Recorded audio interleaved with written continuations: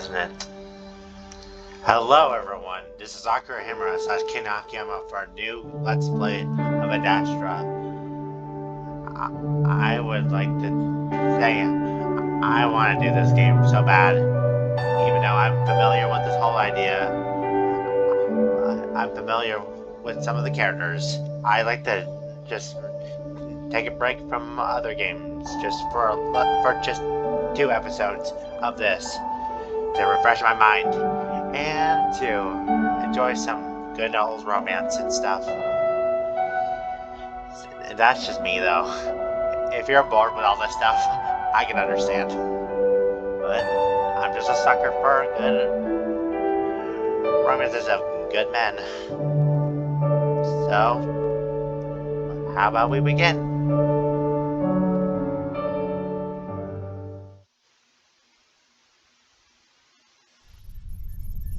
It's so large. It's too much. How do they get anything done? Sensing doubt, shall we proceed the directive, Amicus? I don't know. Are you sure they're a level 5? Data from mission 3265 193 indicates primate species with level 5 intelligence and... Understood, thank you. Most recent data indicates that all the uplift attempts failed. Ha! That figures. Why did we try to uplift here in the first place? Sensing doubt, shall we proceed? Name of the planet? Earth. Oh! Location of Reminisce uplift? The city of Rome? In the city of Italy? Oh. Is the probe there? That's 2 so far. It has arrived. If it's computer voice, I should give it computer. Give it visual zoom in. I'll have to figure your voice out. That doesn't look like a Adastra at all. Reminder: uploads failed. Ruins of the uplift attempts remained. Show me the ruins. Showing the Roman Forum. Sensing doubt. Shut up, please. Fine, please. What the hell are they even saying? That's not the language. It's all messed up. Yep, we humans are messed up. Sensing that creature there. They're called humans.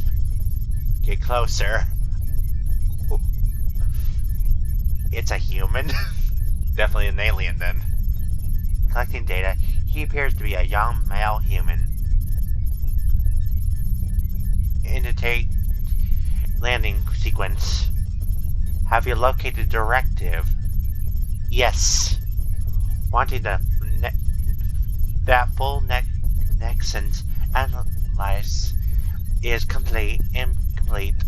Now please, we can't not waste our time outside of the stretch drive.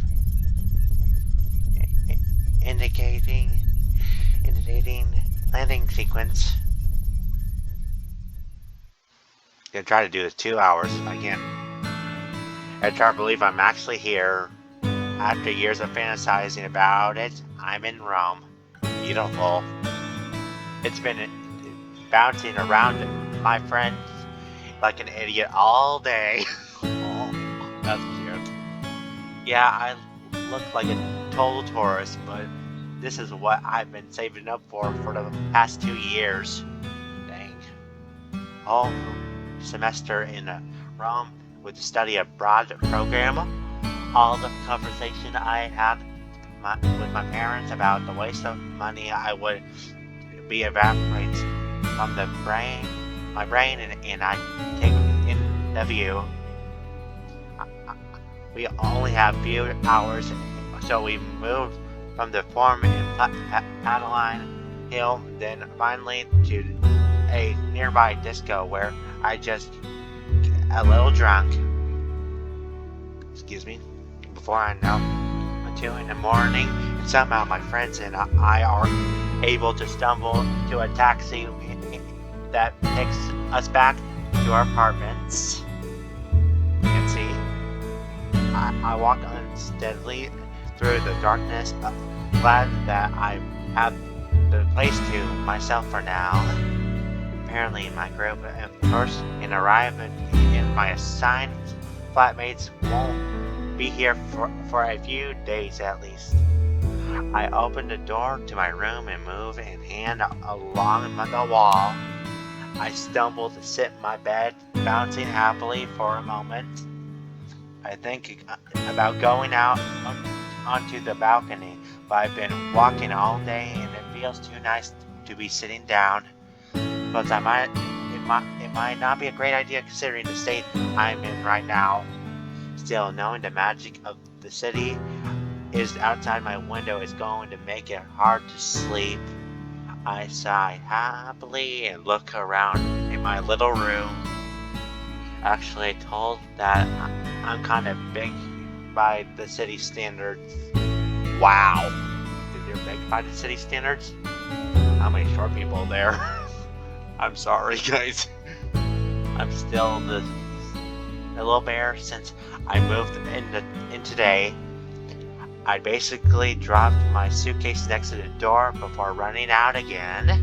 I glance at them and decided I'm way too tired right now to unpack even if my pajamas are in there. It's fine. I'm just laying on top of the covers. I'll get to it tomorrow. In the meantime, I'll just lay back smiling in the afterglow of today's excitement. And tomorrow, I'll get to see even more. Damn it, I need to calm down. No way I'm gonna have the energy I'll need for tomorrow up all night. I've got the whole semester and on top of this that goal that doesn't actually start for another 2 weeks. There's plenty of time. Just relax for now and enjoy it. With that thought in my head, I start to drift off. Sleepies! Something moves. I lay in the dark wondering if I dreamed it. I had a dreaming even though I can't remember exactly what it was about. Something about a portal, maybe? I listened for a while, but there's no other sound, just the occasional soft whoosh of the car passing by outside my balcony. I shift around a little, suffocating humidity and making the sheets stick to my skin, and I wonder if maybe there's a fan in the closet. I finally sit in the bed, realizing there is no way I'm going to fall back to sleep like this. I can at least try the sliding open the balcony door, though I'm sure that will not do me any good. Worth a try, I guess. I grudgingly slide to my bed and try to slide the glass door open, but it doesn't budge. Groggily. Still don't know words well. I struggled for a few more seconds before sighing and moving towards the door and find the light switch. My feet slide along the semi-cold window floor, which is gray, while my hands stretch in front of me, searching for the wall.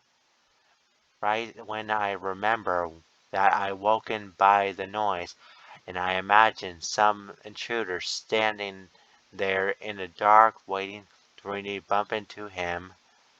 Huh? Feeling the hair stand up in the back of my neck, I quickly pace and find us fumbling and drown until I quickly glance around the room in relief that it's empty. My parents have warned me about the crime rate here. Ooh, is it just as bad as Paris or something? While the city is technically safe in terms of murder, robberies, and mugging, they're apparently pretty common. Muggins are pretty common. I have shrugged it off into time, and now that I'm alone, I make my way to the balcony looking for the lock before finally seeing there's a latch near the top of the door. Unhook and slowly slide the door open. I'm disappointed to find the air wafting from outside almost as stuffy as the air inside. Still, I take the moment. I stare out the light of the city for a while, even though I'm more interested in the ruins of the city itself. It's undeniably beautiful. I agree. Nothing like my hometown. Where are you from? That's where I noticed the strange smell of the air, like burning rubber. I stick my head a bit further, looking around the source, but I see nothing. Maybe that's normal there. Look back in the clock on the wall. 4 a.m. Oh God, it's late. I signed the shuffle back into bed, and only to realizing that I've been lied on the only I've already fallen back into the covers. I sighed and willed myself to get up, but tiredness has returned, and the heavy humidity is almost like a warm blanket pressing down on me. I close my eyes. I get up and turn off the second. I just need to rest my eyes for a bit. Just for a bit. I'm enjoying my good atmosphere here. Something moves again. Okay, who's under the bed? If someone's under bed, or is there a closet? And there's another smell in the air. A good smell this time. Something floral. It reminds me of lavender. Lavender, huh? That's when something hard and sharp presses in the left of my eye socket, just above the eye. Doesn't really hurt, but shocks me awake. Oh, hey! It leans me. Excuse me. It leans me over me. Something shiny in a grip, which is pulling back from my head. Ah!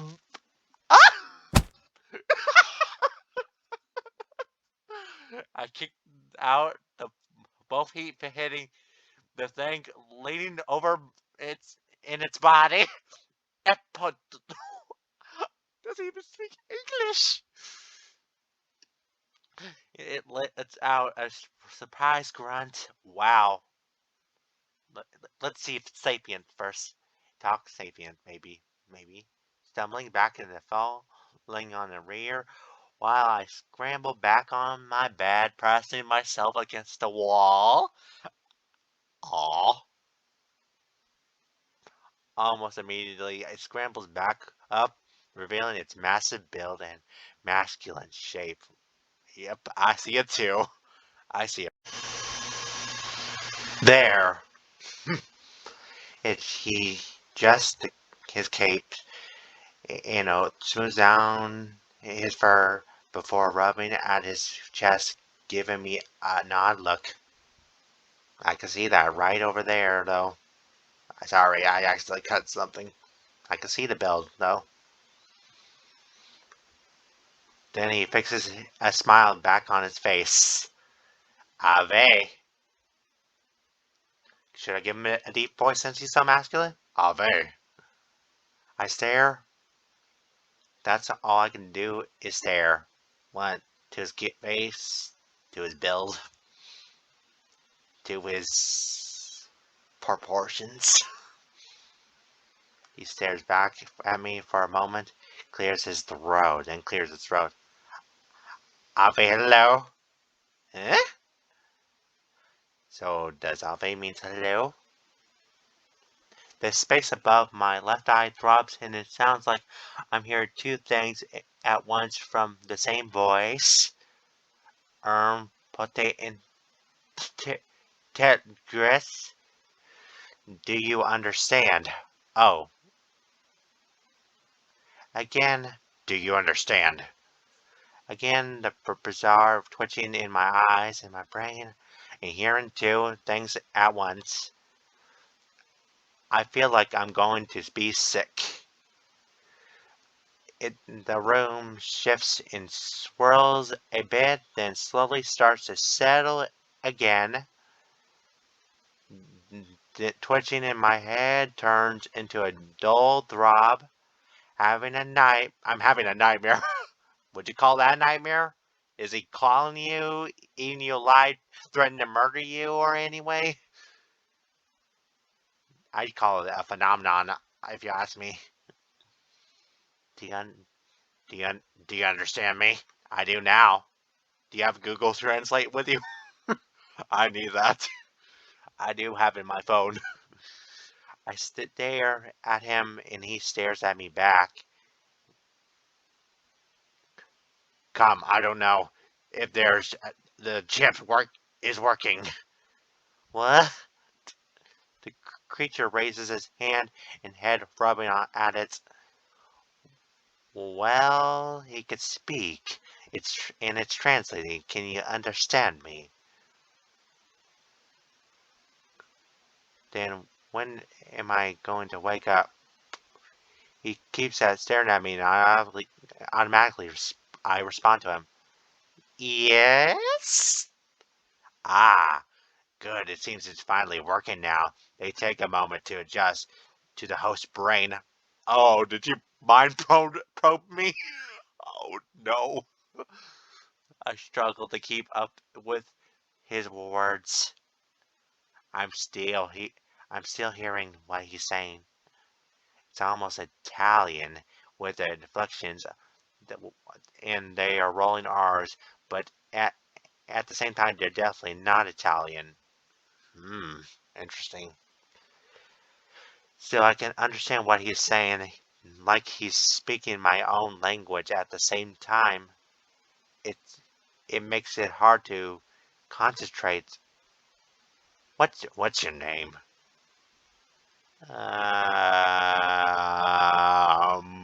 I'll get back on you with that one, boy, sir. Hmm. What should my name be? I do know the main character's name is Marco. She's, I like I like to. I don't know. I don't know if I should self-insert or play as Marco. Hmm.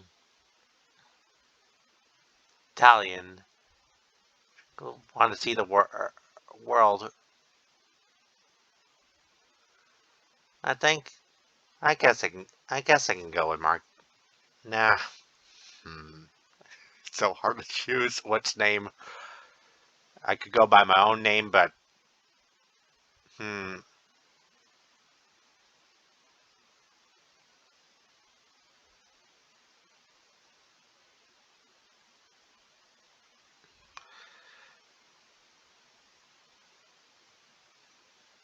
I could name it after one of my OCs. I could name him after one of my OCs if I could. Maybe I could. Fuyu Hiko.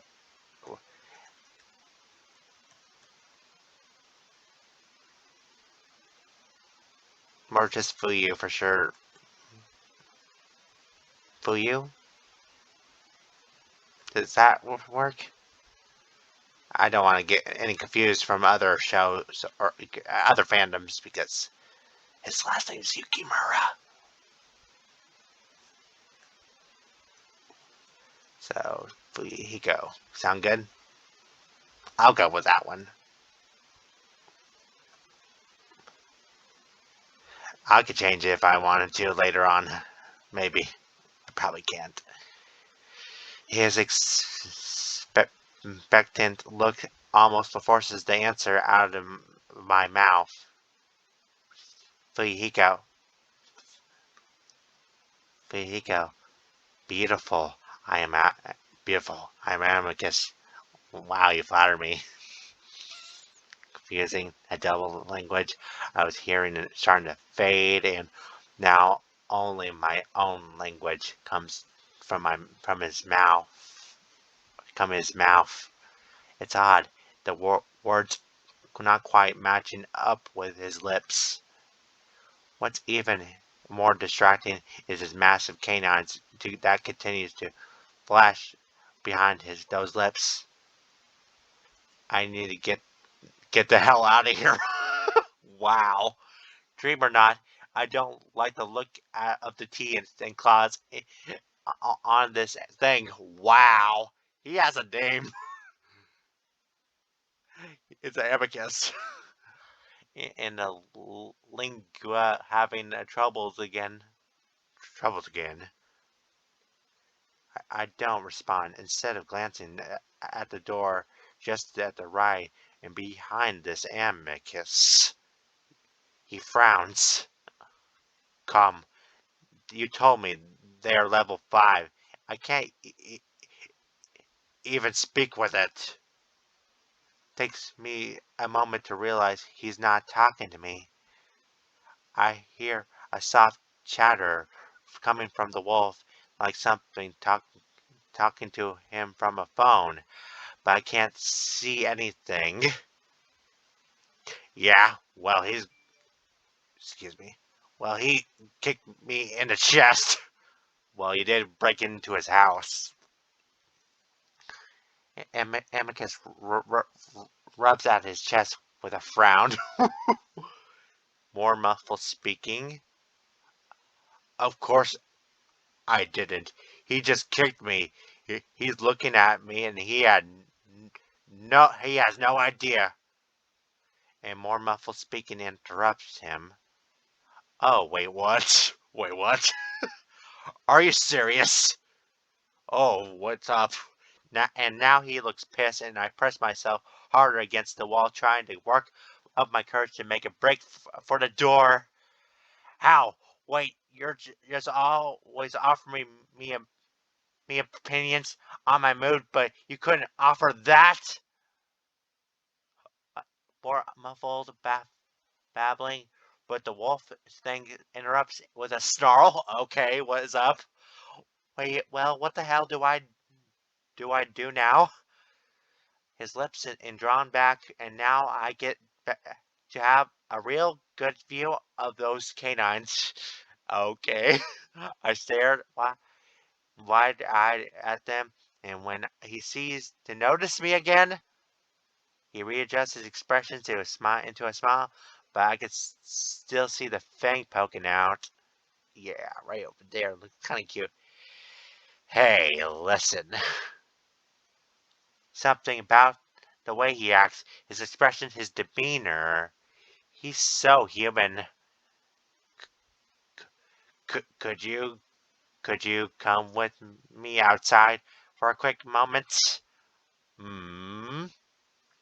For some reason, a realization of his humanness makes me absolutely positive that this is a dream.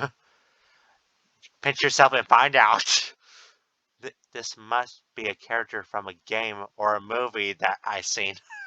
For fall break. I shake my head slowly at him. Please. Well, you did ask nicely.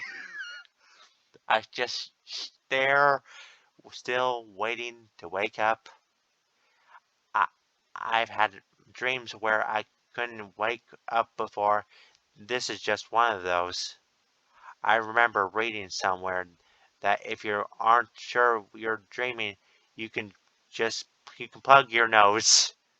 If it's if you can still you breathe, then it's definitely a dream. But if remain frozen against the wall, if I remain focused, the massive wolf sighs. His paw suddenly moves to his waist. I only have a moment to see some sort of device with multicolored lights before he moved. My entire body seizes up. The thing go black. Um, what just happened? My body feels strangely numb. Ooh, did he drug us? Is this an alien abduction kidnapping thing?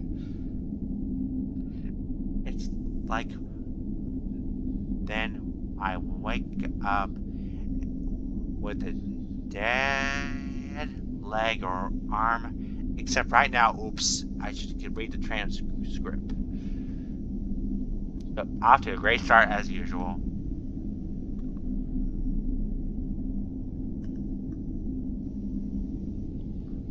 It's like when I wake up in a dead leg or arm, except right now it's my entire body. Excuse me. Return. The only thing I can really feel is a sharp cold pain behind above my left eye. I tried to wiggle my fingers and hands, wondering if I'm having some sort of sleep paralysis. They move, at least I think they do. Everything's so dark. Am I still in the apartment?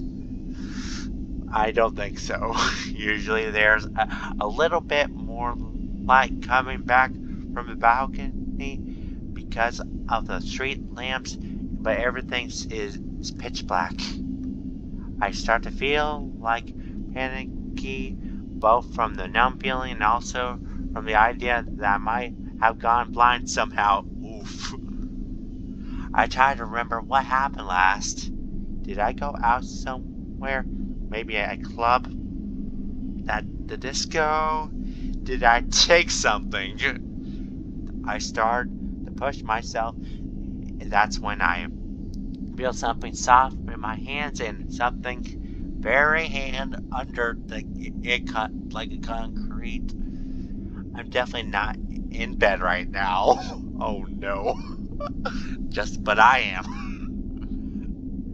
Now I'm starting to panic, wondering if I've been kidnapped.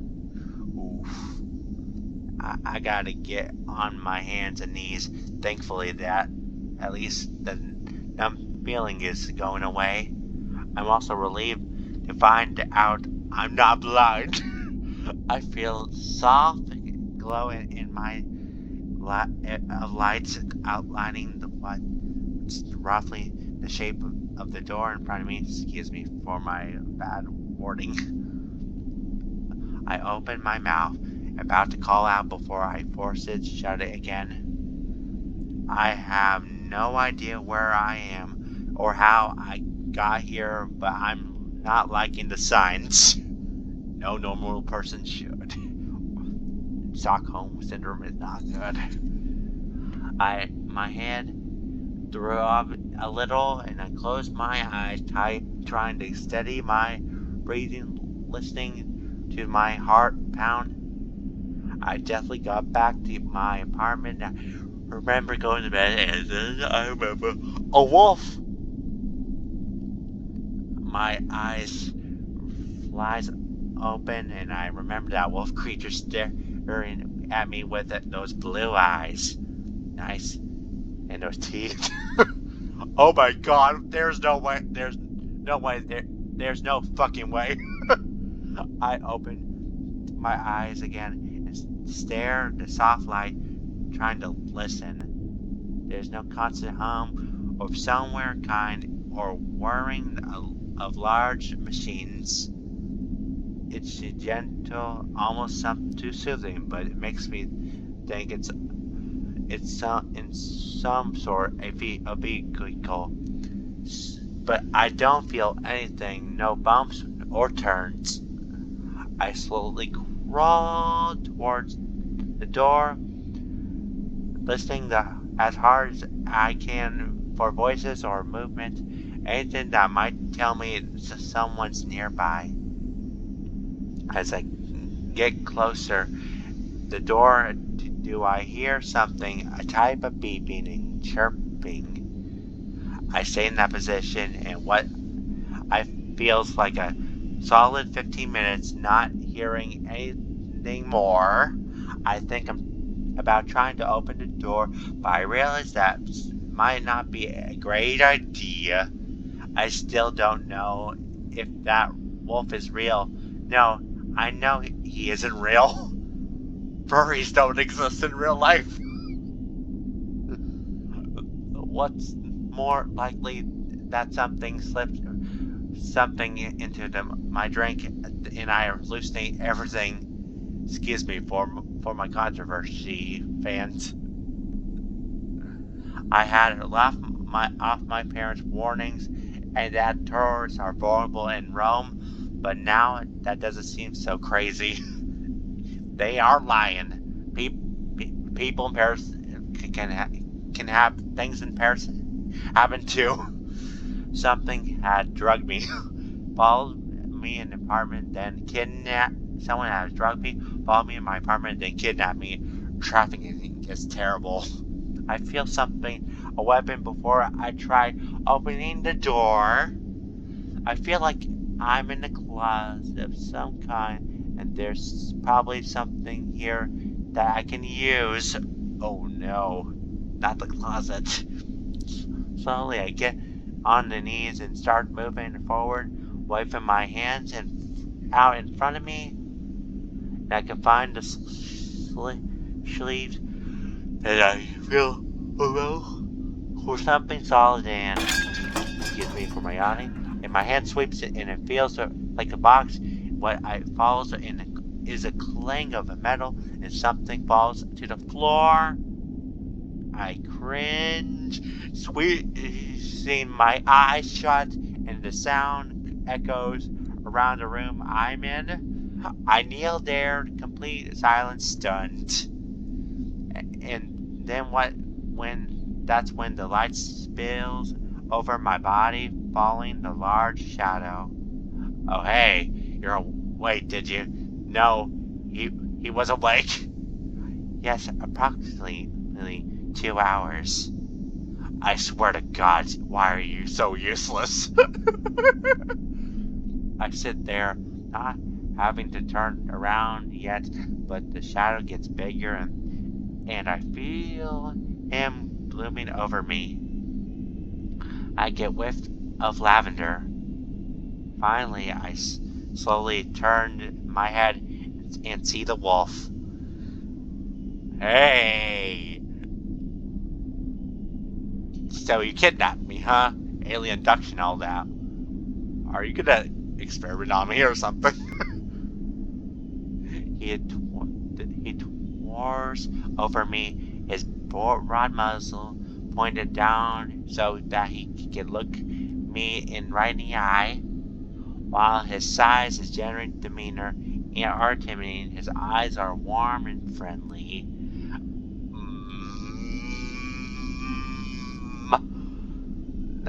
It's obviously a red flag.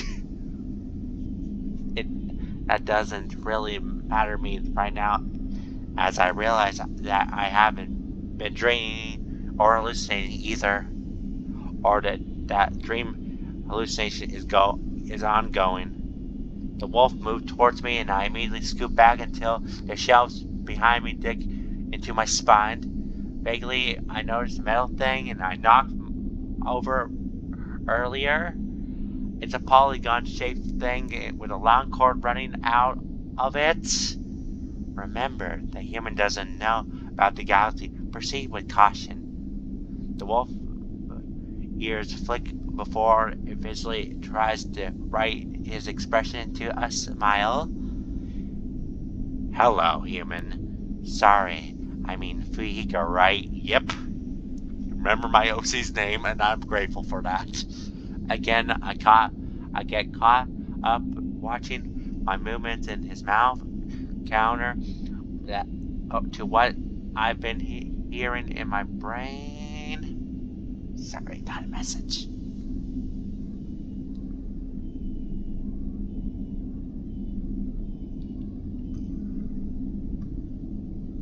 Then I noticed what he is waiting, watching me intently. I open my mouth and close it, then nod. Okay, the wolf still scares me. Stares at me. So, why did I say scare?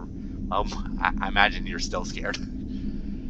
Still stares at me, seeming to not understand. Right?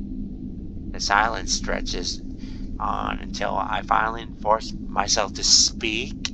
Yes? It comes out barely a whisper. Great. So now that we understand that, I can tell you that I'm front that star Stella Fida very far from here. The wolf sets his paw far apart, his eyes wide as he emphasizes the distance. He's talking to me the way one might a very dumb 2-year-old. Wow. I live on the moon called Adastra. Do you know what the moon is? You live on what's called a planet. I stare at him a moment. I almost offended despite my continued shock. I'm not that stupid. I know what a moon is, I swear. And McKiss smiles gently. A moon is a large... I know what a moon is. Amicus blinks at me. We have one. My words feels automatic. Actually, everything feels like an autopilot right now. Oh, well, I didn't know that. That's great. I didn't know we have intelligent life besides me. There's an awkward silence as two of us stared at each other. The initial fear is wearing off.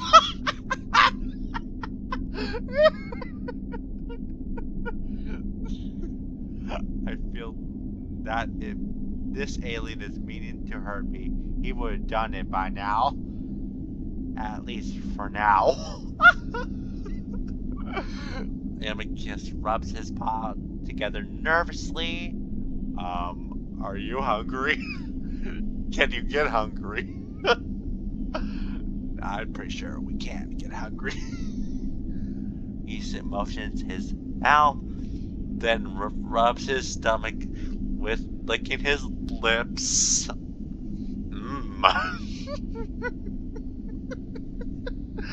Again, the gesture's expressions that I have no trouble interpreting. The only alien thing about him is his appearance, obviously. I don't know. It was bedtime for me. Normally people don't have midnight snacks. Do you, though? Your belly says it. The wolf frowns, almost looking frustrated. Okay. It's supposed to be... gets even slower. Well, why don't you give it a try then? I guess my answers don't exactly make me seem intelligent. I don't know how else to respond. Why don't you come out onto the deck with me? I'll make something. Amicus gives an exaggerated come on gesture with both paws as he walks backwards straight into the wall and he misses the door. Ow! Oh yeah, let's go, human. Literally me. He rubs the back of his head and winces before turning to walking out the door. I stare open the door for a moment before slowly getting up and following him, walking over the brown shag rug and soft thing I've been laying on. That's when I'm standing in the middle of what looks like something straight out of a sci-fi movie. It's small, cramped, and it's almost for the amount of unfamiliar glowing technology is almost overwhelming. Ooh, techno jargon stuff. Glass panels covers almost every inch of the walls around me, displaying the images and characters that I can't even come too close to understanding. Ooh, what? Imagine be like, ooh, what does this button do? No, that's the self-destruct. Straight ahead of the large windows, looking onto the blackness dotted the of lights. Specks of lights? I'm in a spaceship. No shit. Where the hell is he taking me? To his home planet, maybe? What do you do with the new aliens in your planet? And my kiss over to my right side, messing with what I can only describe as a large espresso machine growing out of the side of the spaceship. Ooh! Can I get cream in my coffee? He's holding a cup under nozzle, ducking down a little, stare at the opening. Knows me looking. It takes a while to warm up. I have to warn you, it's not very good, but it's probably better than most what you eat on your moon planet, I mean. Just as he's talking, a thick, global brown sludge shoots out of the nozzle, half of the missing cup. So you have coffee in your planet too. That's cool. Ah, damn it. What? The wolf hastily moves to the cup, catch the rest of it, while reaching over with his other paw and snatch up the rag from the hook on the side of the machine. Sorry, that thing is near broken. Do you want to sit down? He nods his head over to one of the two seats in front of the window. Just don't touch any bright lights, okay? Okay, proceed to press the self-destruct button. What the hell did I say, boy? I don't know. Shiny buttons and all that. Maybe I want to pilot a spaceship. Who knows?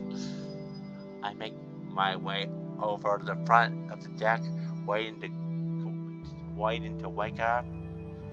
I stand beside the seat, reaching out to touch the soft red bristles of the helmet and the wings on the sides. The only enforces the feeling that I'm hallucinating or dreaming. This only enforces it. What do you mean denial the river in Egypt?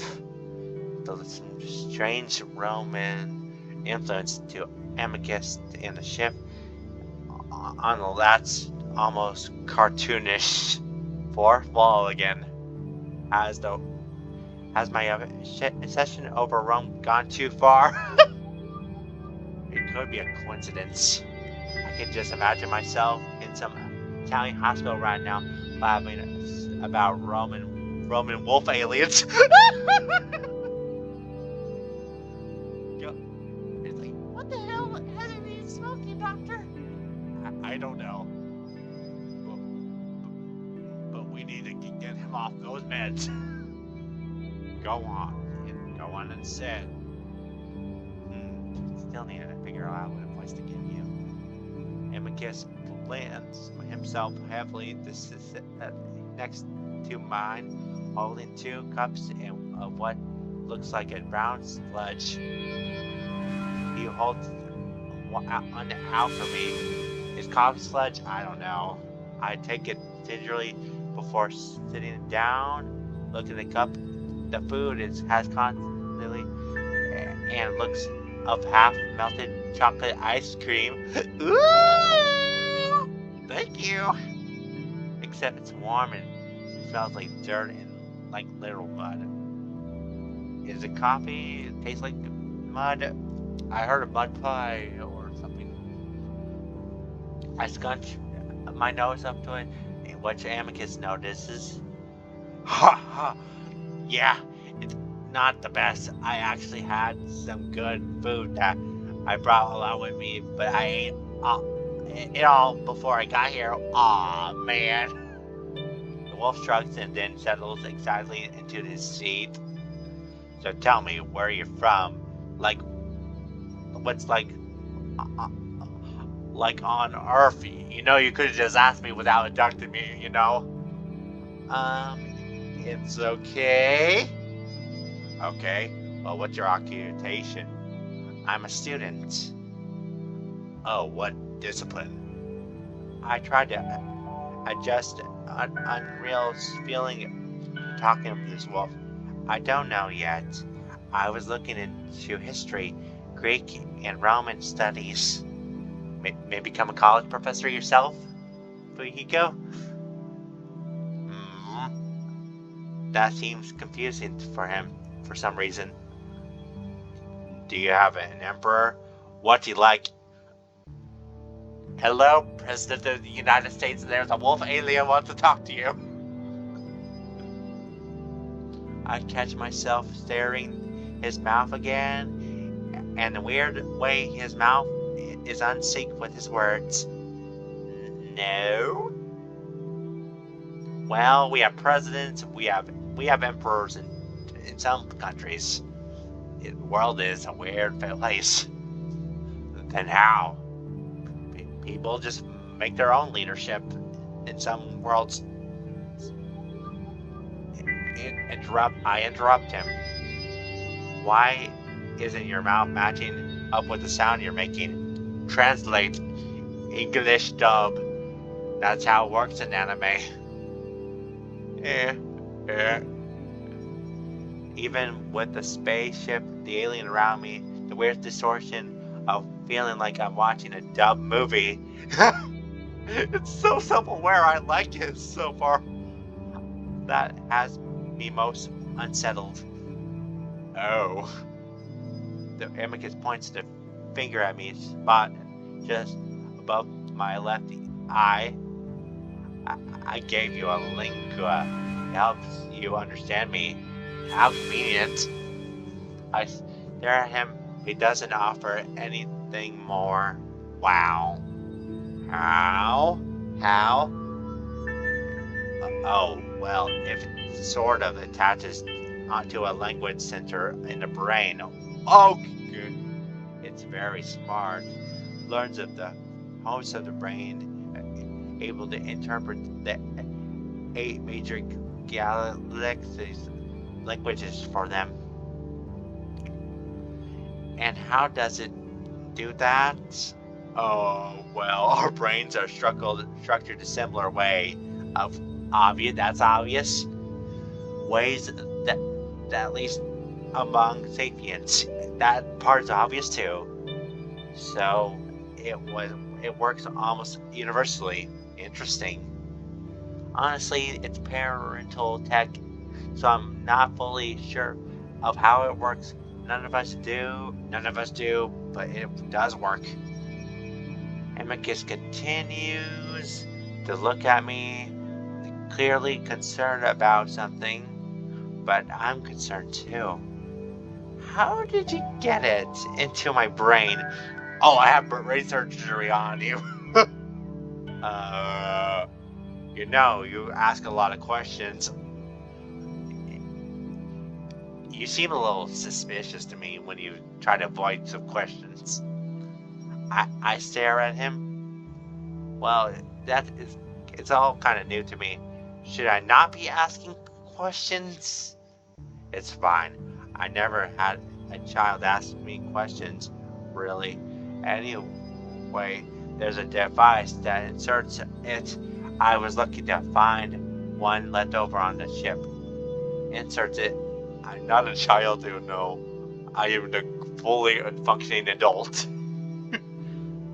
I rub the spot between my eye and eye socket, skin slightly tender. Does it hurt? That should wear off in a few hours. So you did do brain surgery on me? That ain't cool, man. I started to like you. I stare at my amicus for a few moments, and then down into my cup, feeling a bit sick. Yeah, staring at the brown much isn't helping. Need help with that? You can eat it like this. You know, you could have just asked if I wanted a brain probe. He dips his muzzle down towards his own cup. Come to think of it, who would do that? But if I want to understand multiple languages, I would like that.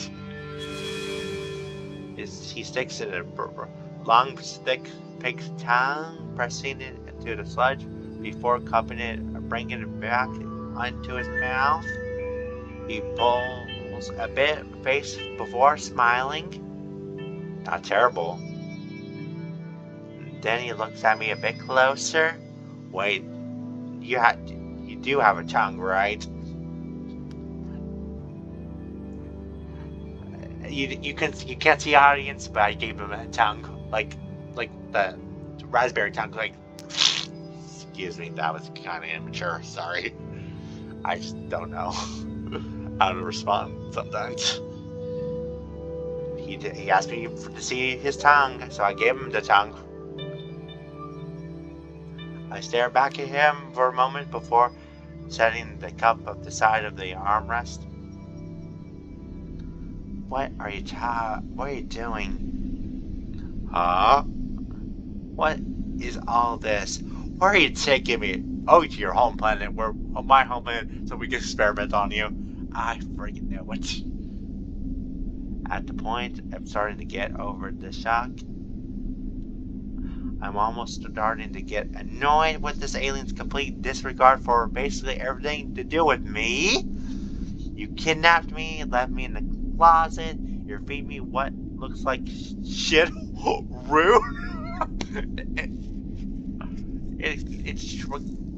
And now you're telling me that you jabbed something into my brain? And because I actually flinches at that. Does it still hurt? I could give you a pain manager. I don't really want anything from you. What is all this? A wolf just stares at me wide-eyed. It's like he didn't even consider me being capable of being upset. Hey, it's okay. You kidnapped me. Yeah. I ain't that stupid. I ain't some Pokemon you can catch with a Pokeball. I feel like myself getting more panic, both from the realization of what's happening and what's currently happening. No, I mean, you like tased me or something. What? You electrocuted me. No, it's not electricity. That doesn't make it any better.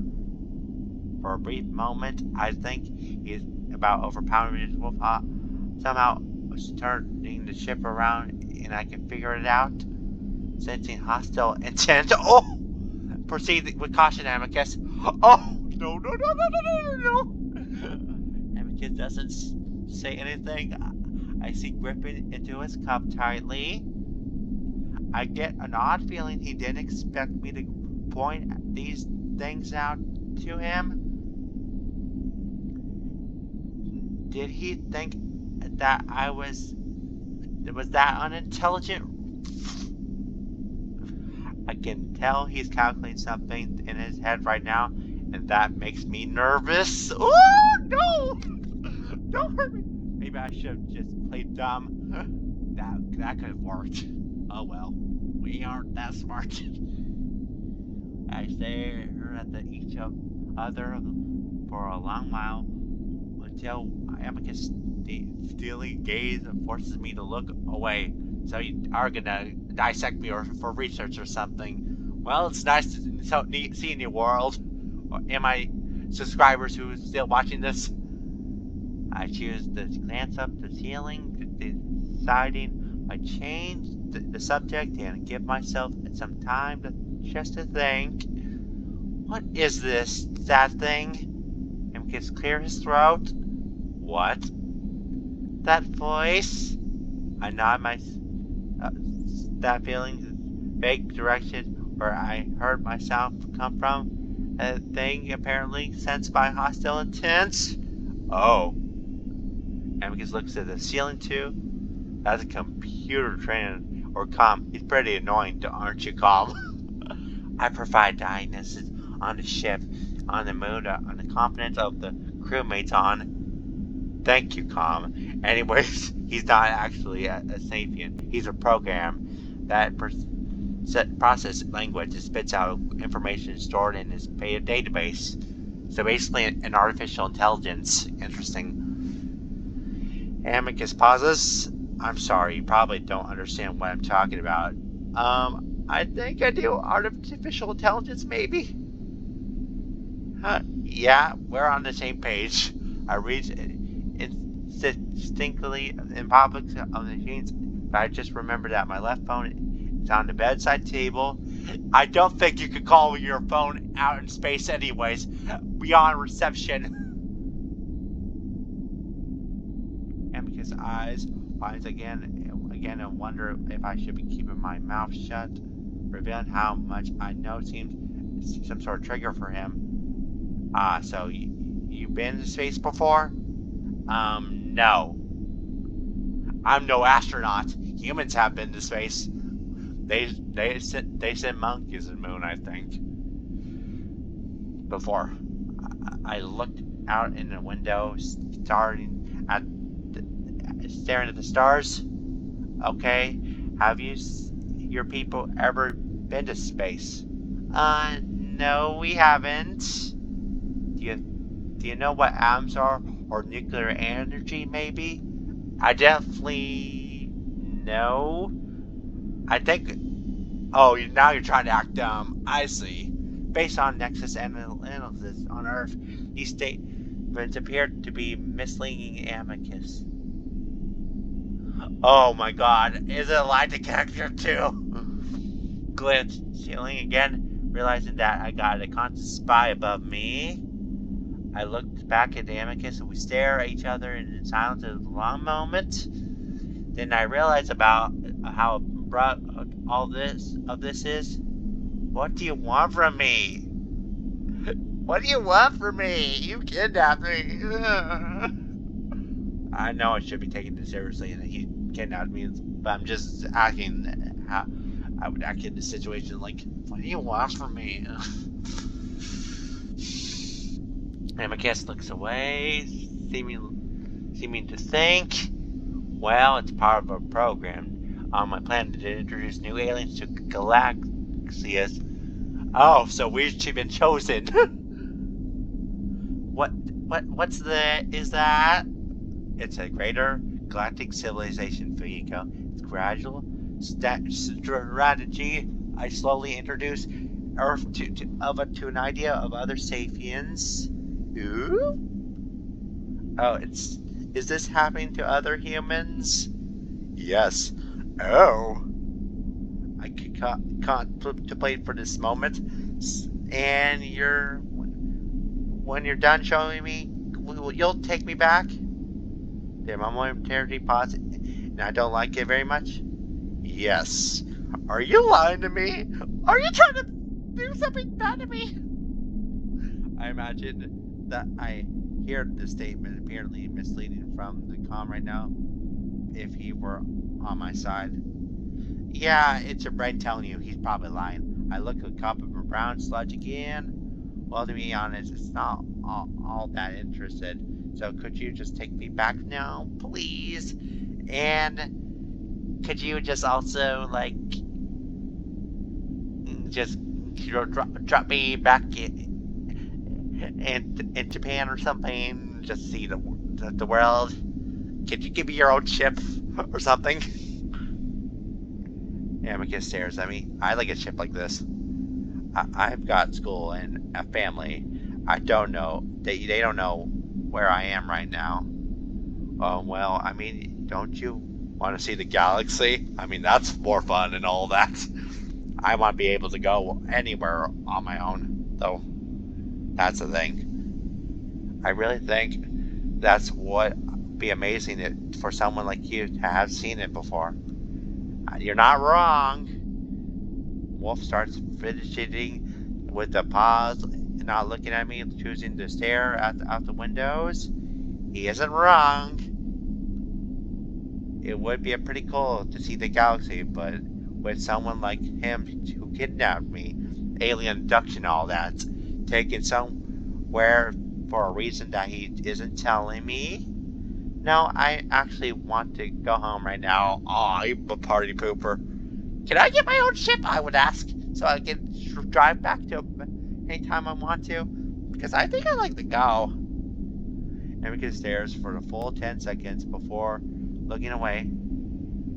How about we wait until we get back to my home and then we can discuss it? No, take me back.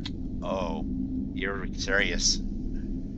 I feel like my heart's hammering in my chest. I started to realize that this alien is definitely not taking me back. I stand up and my Amicus flinches, breaks his paws to his chest as if I'm going to attack him. We stay like this for a moment. I'm breathing hard, staring down at the wolf, while Amicus stares back at me wide-eyed. Finally, Amicus lets out a big sigh, looking back at the window. Okay, I'm gonna take you back. I'm sorry.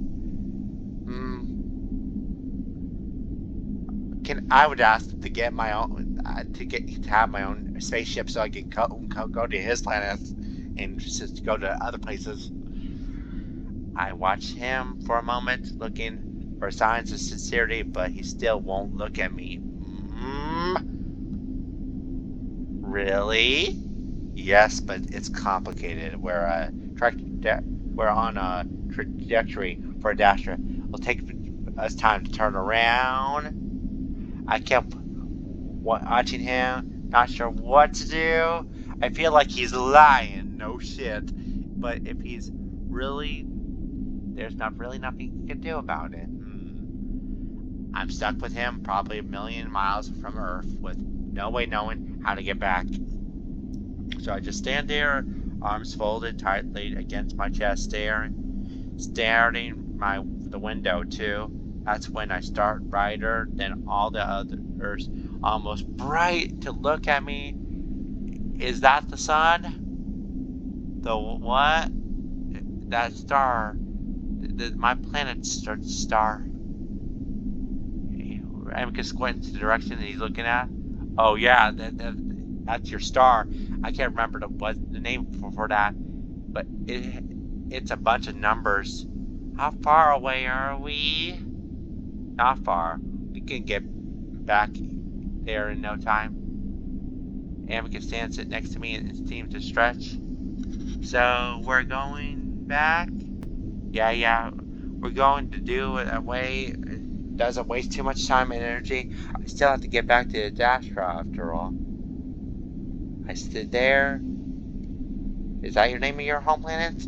I stare in the direction of the sun again, gaze slightly averted from my piercing dot. How long it's been since I was kidnapped? I can't tell time in space, can you? I wonder if my friends have alerted school or even the authorities. Someone just left a phone in his room and he just suddenly disappeared without a trace. I wonder if my friends have alerted the school or even the authorities. How am I going to explain this? That human abductors took us. More importantly, how are you going to get back if you can't even drive the ship? There's a movement right. Just turning to look. Something cold presses the side of my neck. Familiar sensation of muscles trying to make me sink back into the sea. That's the same time my mind seems this wiped is clean empty. Suddenly I'm surrounded by soft, warm gray fur. Feels like a limp black blanket flopped around my muscles. It's like jelly. It's not a bad feeling, but in fact, I feel great. Oh my god, did you drug me again? I would smile at the facial muscles were working. I lay down on the ground, and then my arms pushes me beside me. Something starts to wind around my wrist. Still detecting consciousness from the human. Insufficient charge use. I used the lowest setting. I think I hit him with too much last time. Looks like he's mostly away though. I heard a rag breathing into my ears and my arms jerked around. Damn it, he's more sapient than any child I've known. Sensing distress. Would you like the stress tablet, Amicus? Maybe even as intelligent as a wolf. Well, almost. If they've been to space, Then they far past level 5. I try to open my eyes, my eyelids to heavy lift, maybe a level 10. My brain isn't really working either. Oh god. I can't seem to focus. How the footsteps are moving around my head. Then I hear what sounds like an alarm followed by something I can't really explain. My mind startles deep and the voice starts again. What do I do now? I've messed this up and about this as badly as I could have. Wow, he's a dummy. Solutions, calm. Solutions. Considering returning the human back to Earth, if no evidence left behind, it is unlikely his statements would be believed. It's too late for that since I've just activated the stretch drive. Oh my god. Yes, that was inadvisable. Yeah, well, I don't know how to advance his species is. If he was being misleading, then that means the spacefaring, they could have patrols their star systems. I wanted to get out as soon as possible. You know, you could have offered a solution before I did that. You set minimal interruptions. Set me into minimal interruptions. Next solution. Consider terminating termination of a human. Oh god! Incineration of a remains through the radiation and stretch drive. No, next solution. Thank you. Consider taking the human to distraction and use him as your pet. Oh, wow! As you originally planned. From there, you pass him as less safe. It's unlikely you will be questioned. I don't know. He's always despised me after what I just did. So you could have just asked me, and I would have happily played along, and I would just have fun being some pets. Let me guess, alerting solution point higher likelihood that the monitors will be alerted to your actions. Proceed with caution. Calm. Please wipe the 10 minutes conversation, then go into sleep mode until I wake you up and I need to think. Wiping memory, entering sleep mode. Few more moments silence go by and I feel a wave of fatigue. I start to fall asleep. I padded footsteps move closer to me and I feel presence looming. Then something heavy and a soft rest on my forearm. I'm sorry, this was a mistake. Oh? Then I dragged in a short while before I come to rest onto something shaggy and soft. Then silence. Then sleep. Oh, dear Lord. I floated forward of nothingness. Not even blackness, nothingness. A feeling of no sense of self, the boundaries of being, having no boundaries. It makes me panic. I still here, but nothing else exists. Am I all there is? I feel the borders of my sanity start to bend and break. It only lasts a moment before something massive and accompanying grabs hold of me. Instantly I comfort, calm, and sense completely security, as it almost should, all as it should be, all as it should be. I crack my eyes and a great feeling of familiar hum in the ship in my ears. Excuse me as I take a drink.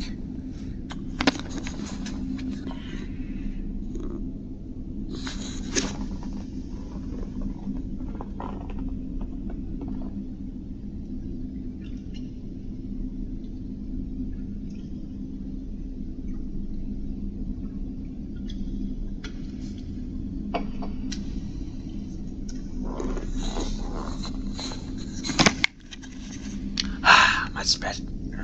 Much better. I crack my eyes open with a gray ceiling, the familiar hum of the ship in my ears. Whoops, I did something wrong.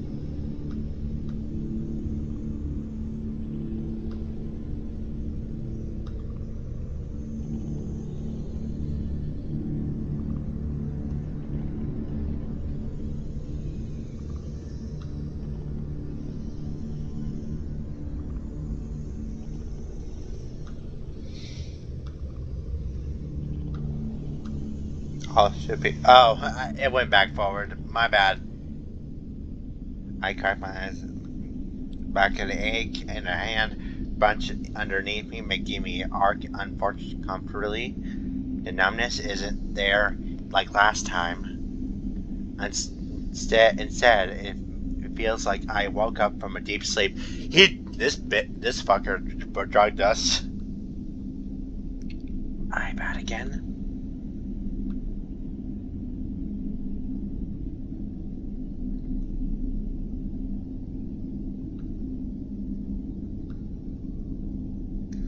I can tell the back of my utility closet laying in the rags, but the door so open allowed me to actually see.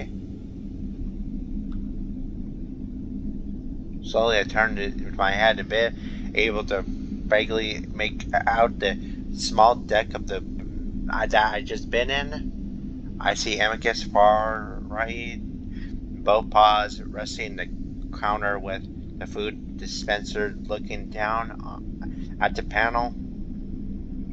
I got his back at me at the angle, one foot crossed behind the other, his tail swishing back and forth while he mumbles to himself. As I slowly as I can, I turn onto the side, trying to let out a groan, release the back of my hand, relieve the pressure. Grimace the pain, having the blood rush in my back of my fingers. That's when I realized the hand tied a waist behind my back cord is of some kind. It dangled through the fingers and feels smooth and metallic. Some slow movements with my hands tell me immediately that they haven't been tied well. My left hand fairly secure, but the loop around my right is loose. I get a feeling that I pull hard enough, I might be able to slip it. And just like that, it comes out. My shoulder jerks when I do, and I freeze, waiting to see if Amicus might notice. Goes staring down at the panel, leaning forward, rests his chin on his fist. Cassius is probably gonna figure it out right away. I know it. Oh. Amicus sighs and hunches over further. I let out a breath and holding it quietly, and I can, before I start looking around, moving my head as little as possible. And one of the shelves there are fairly different objects that I can't identify. They all have heavy industrial look to them that I know I could have used any of them as a weapon.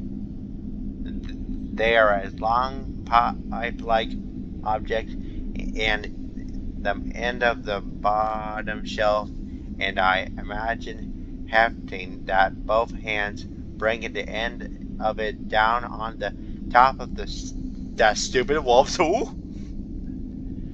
Amicus suddenly straightens up, and I stiffen, closing my eyes. I hear the wolf move in my direction. That continues until the pause, and I can feel his presence standing in the doorway. I crack open an eye a tiny bit to see where he might be going. A big image of him standing over me, looking down. Hello, human. Here you go. I don't move and I breathe and everything as I can. Hello? And he must know I'm awake. I can feel myself shaking from my tension. Damn it. He mumbles himself and turns away, moving back and forward to the desk. That's when I realize that might be my chance to make my move. He's not going to take me back. He knocked me out twice. That's the reason enough to do what I'm about to do. As quiet as I can, I roll and reach out for a metal pipe. For some miracle, I managed to not clunk against it. The metal rack it's on. Okay. Oh, we're gonna knock him out, but he might be the only one who knows how to pilot the ship. Quietly, it brings up to both hands, and I stand. It's heavy, law of heavier is expected, but I can manage it. I focus on retreating wolves back to move of a half run. My bare feet allowing me to quietly pad towards him. Despite that, I can see his ears come up at the last second. His body starting to shift toward Wade tells me that he's about to turn around, and I swing. What happens next moment is I can't explain. I aim for his head, wanting to cause much damage possible, but really thinking without consequences. I might have killed him if I just injured him, or even kill him. For some inexplicable reason, the trajectory of my swing suddenly dips down, causing the invisible magnet making me miss Amicus' head. The strange force doesn't lessen the power. Swing through it carries through the land and a hard, meaty thump inside of the wolf's neck. Ah! Amicus cringes. Both paws moving covered the back of the side of his neck, dropping of the crotch. He looks back at me and eyes wide and wild expressions of the scent of shot appear into my body. Suddenly, him as a wild animal, wild, scared, and very angry animal, raised the pipe again. I raised the pipe again over the bring out the hedge. I just missed, but Amicus is fast. Oh, hey! You look angry. Is it because I hit you in the neck? He leaps at the crouch and avoid forward motions straight into my chest. Ow! I guess we're even. I wheeze and manage to stay under my feet. Wolf carries me backwards, slams me against the wall of the deck. Ow! My Amicus snares in my face, teeth bared and eye wincing shut. Oh. I struggle, but no way he handles me like a ragdoll, like a toy. I might be a pet to him after all. I must be how someone feels during a wild animal attack, completely helpless, so suddenly wondering why evolution left us so damn defenseless. Maybe humans did it to themselves. What the hell are you doing, dog? What the hell are you doing is the question. Amicus yells at me. He lets go of one of my wrists, put a paw to his neck, cringing as he does. Damn it! I struggle the freed hand, grabbing Amicus' face, trying to gouge his hand, eyes and nose. The wolf immediately lets go of his neck and grabs the pipe. Wrenches it away. He tried to hold it and almost lifted at my feet. He swings it on it violently in the other direction, throwing me in the floor and the deck. I lose my pipe as the weapon. Amicus advances to me. I lay flat in my back, staring at him, wide-eyed, realizing how big the mistake I made. Thinking I could handle a 7-foot tall, muscle-bound wolf. 7 feet tall. God dang. I wonder if he's gonna come at me with a pipe, but he throws it to the side. Oh, he don't need a pipe. Look at him. He started to lean over and starts still snarling. You little prick, this time I'll bind your shoulders. How's that sound? He grabs one of the arm, trying to pull me over, but I go limp. Get up, otherwise I'll make you. Grabs the other arm. That's when I noticed my wide stance over me, in particular bulge between his legs. I hardly think about it. I draw only back and I launch as hard as I can to get into his crotch. Oh, wow. That is harsh. I feel distinctly soft.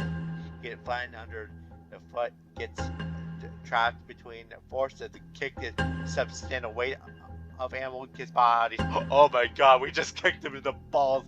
I understand the situation, but god, that is mean.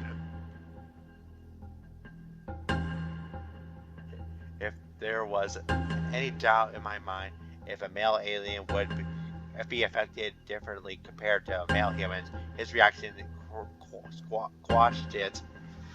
Wow!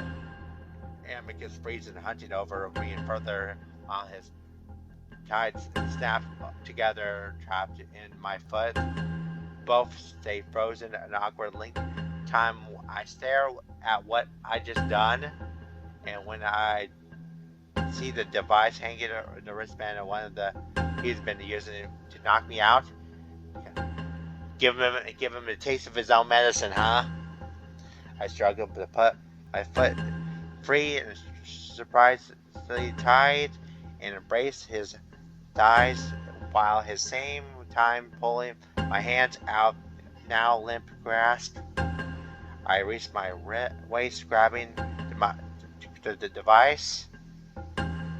Amicus, probably distracted, the unexpected nut shot, harsh right away. Does it seem to notice I finally yanked my foot free? I stumbled to feet. The alien half-heartedly grabs me, and I struggled against his paw, reaching for his red cape and pulling it over his head. Amicus finally stumbles back at a paw, find the crotch, other struggling to cape and stays bent over, much handed over, making me weird, grasping sounds like he's holding his breath. I looked at the device in his hands, desperately trying to understand how to use it. A glass panel makes a face and device on like a phone, but two metal prongs stick out at one end. I frantically push the screen and it comes to light, displaying a vertical bar, but the intention of it filled at the bottom of the light blue color. I pushed with my thumb, waiting for the electricity to start arcing between prongs or something. Instead of the bar fills with the side of my thumb, I pushed it all up the way until it turns into dark violet. I hear a snarl and sees Amicus finally tears the cape off. And to see his more shirtless Alice. Look, I see. He comes at me in a paw, still over his crotch, over reaching out for me. He's gonna kill me. He's gonna kill me. Good going, Fujiko. I don't have time to think. I ducked under his approaching paw and pressed his progs and hard, and I get into his body. He sinks into his stomach, and I hear the wolf huff and sound into my ear. There's a pause and nothing happened. I press harder to squeeze the device, and the result is instant. There's no sound, but Amicus' body seizes violently, shaking as if he's having a seizure. The muscles of his stomach tense hard and push the device back a few inches. Is this thing on autopilot? I hold it there, not wanting to let up the case. It isn't enough in case he'll just recover and come at me again. A few seconds, the wolf is seizing. The shuddering stops on its own. I start to pull back the glimpse of Amicus' face. His muzzles hang open, foam and drool. Oof! Hanging from the chin, his eyes rolling back in his head. Oh my god, did we kill him? Scary sight. I try to back away. Amicus comes with me. Contact device having been only keeping him in balance. His weight tags me down. In the next scene, I know I'm flat on my back, struggling to breathe on Amicus' incredible weight crushes me on the metal deck. Crushing me with his body, I see. His big body. 7 feet wolf, man. I'm just imagining it now. Magically envelops me in the soft, furry body and his big head resting on his chest. I stare down at him, watching his black lips and eyelids twitch, his tongue hanging out, making sporadic snorting sounds.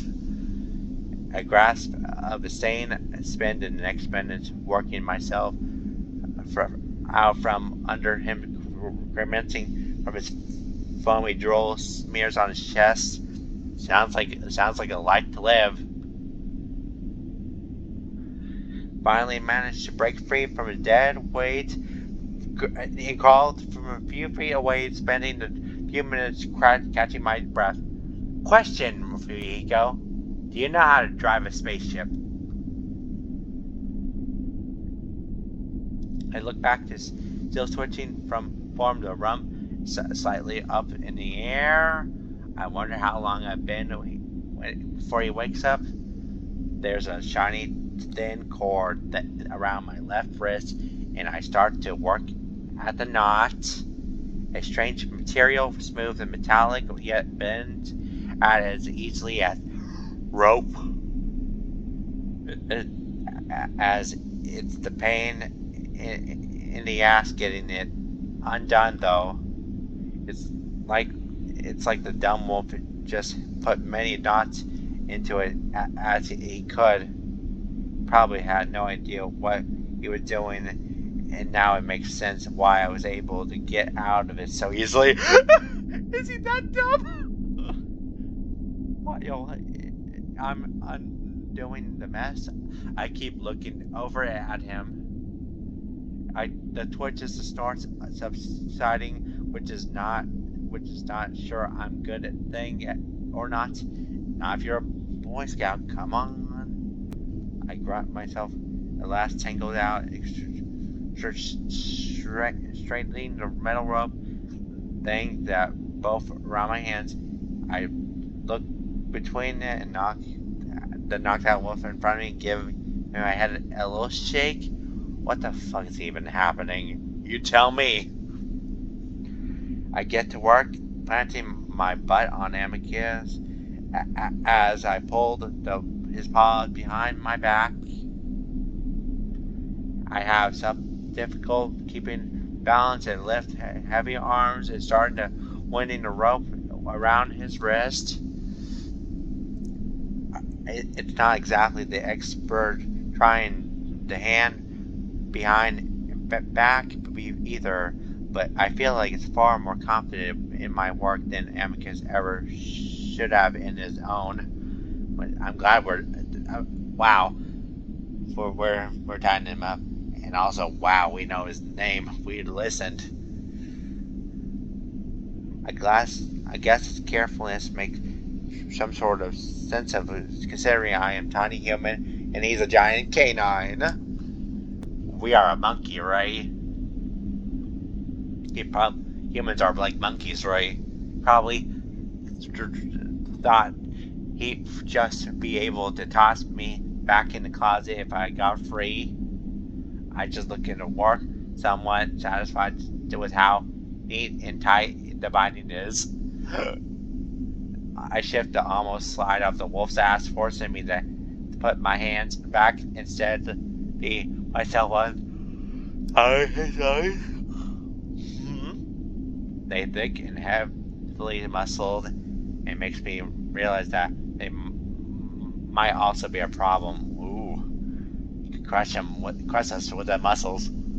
Finding his arms, starting to have no idea what my mind he's be able to take me out in a few nasty kicks. I stand up and started to look around more rope, but that's when I noticed the strange happening outside the windows. Then streaks of lights stretch and bend over, moving slowly from long line silence and from disappearing from sight. I stare, memorizing suddenly, and I feel sick at the sight. I avert my eyes, look at the wall, and I watch the strange light show out the corner of my eye. Are those stars? Are we in some sort of wormhole, or what is that called? Hyperspace? I think so. I start to get that feeling that I'm very, very far from Earth now, which makes me feel even more sick. Homesick, that is, huh? I want to keep my mind off of it, so I just about searching the deck for more of the metal road, trying to ignore what we might be moving the speed of light, depths to space. I don't have much luck. Most everything is shift flushed surface, a few moving parts. I am going back to closet. Excuse me. That when I see that metal polygon, which with the long cord sticking out of it, the one I knocked out of the shelf earlier, I leaned over to pull at deciding of the should I hold or even more plastically or not metally. 5 minutes later, I have his legs bound together. I search around for the taser around a minute before I pin between Amicus's chest and the deck. I'm hot and sweaty and finally sit back against the opposite wall, staring face down at Wolf in his bindings.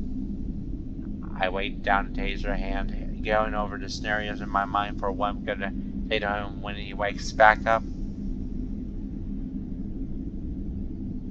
I'm not sure what.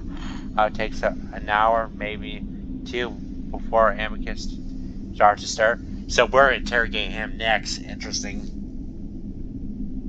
First he groans and then rolls over a few times and draws his bound legs and trying to work his paws free. Finally he opens his eyes before he's on his side. I'm at the first thing he sees. He squints and frowns and groans at me, turning over his stomach. What the hell? Well, you did kidnap me. I'm in my right to do that to you. I clear my throat and swallow, trying to not show how nervous I am.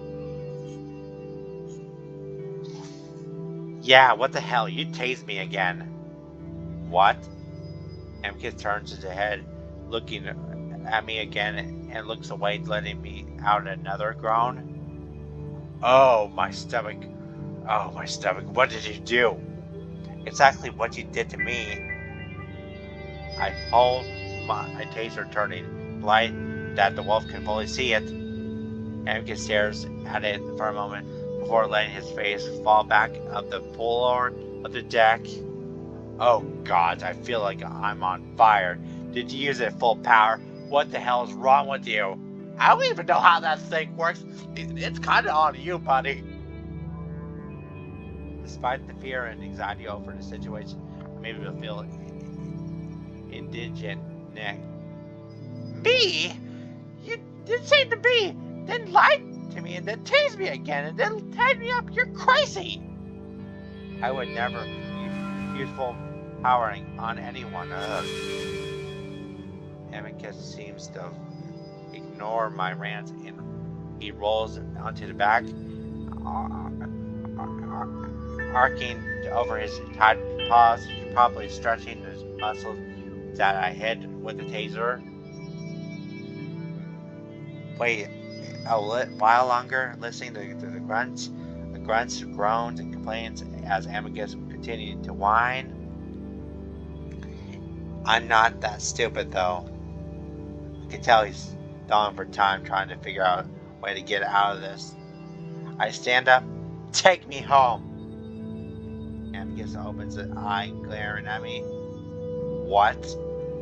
I see the veiny angry in his head. That was a good touch. I said, take me home. Amicus goes quiet for a moment. His eyes close, and he forces himself to sit up, visibly cringing as he forces to use his stomach muscles. He scoots back with confidence until he plants his back against the wall behind him. I see the shoulders shift, his bicep bulging, and I can tell he is working to test his restraint. I raise the taser. Stop moving or I'm gonna hit you again. Fuck off. Oh, I move toward him, brandishing the taser like a sword. I'm starting to like this guy.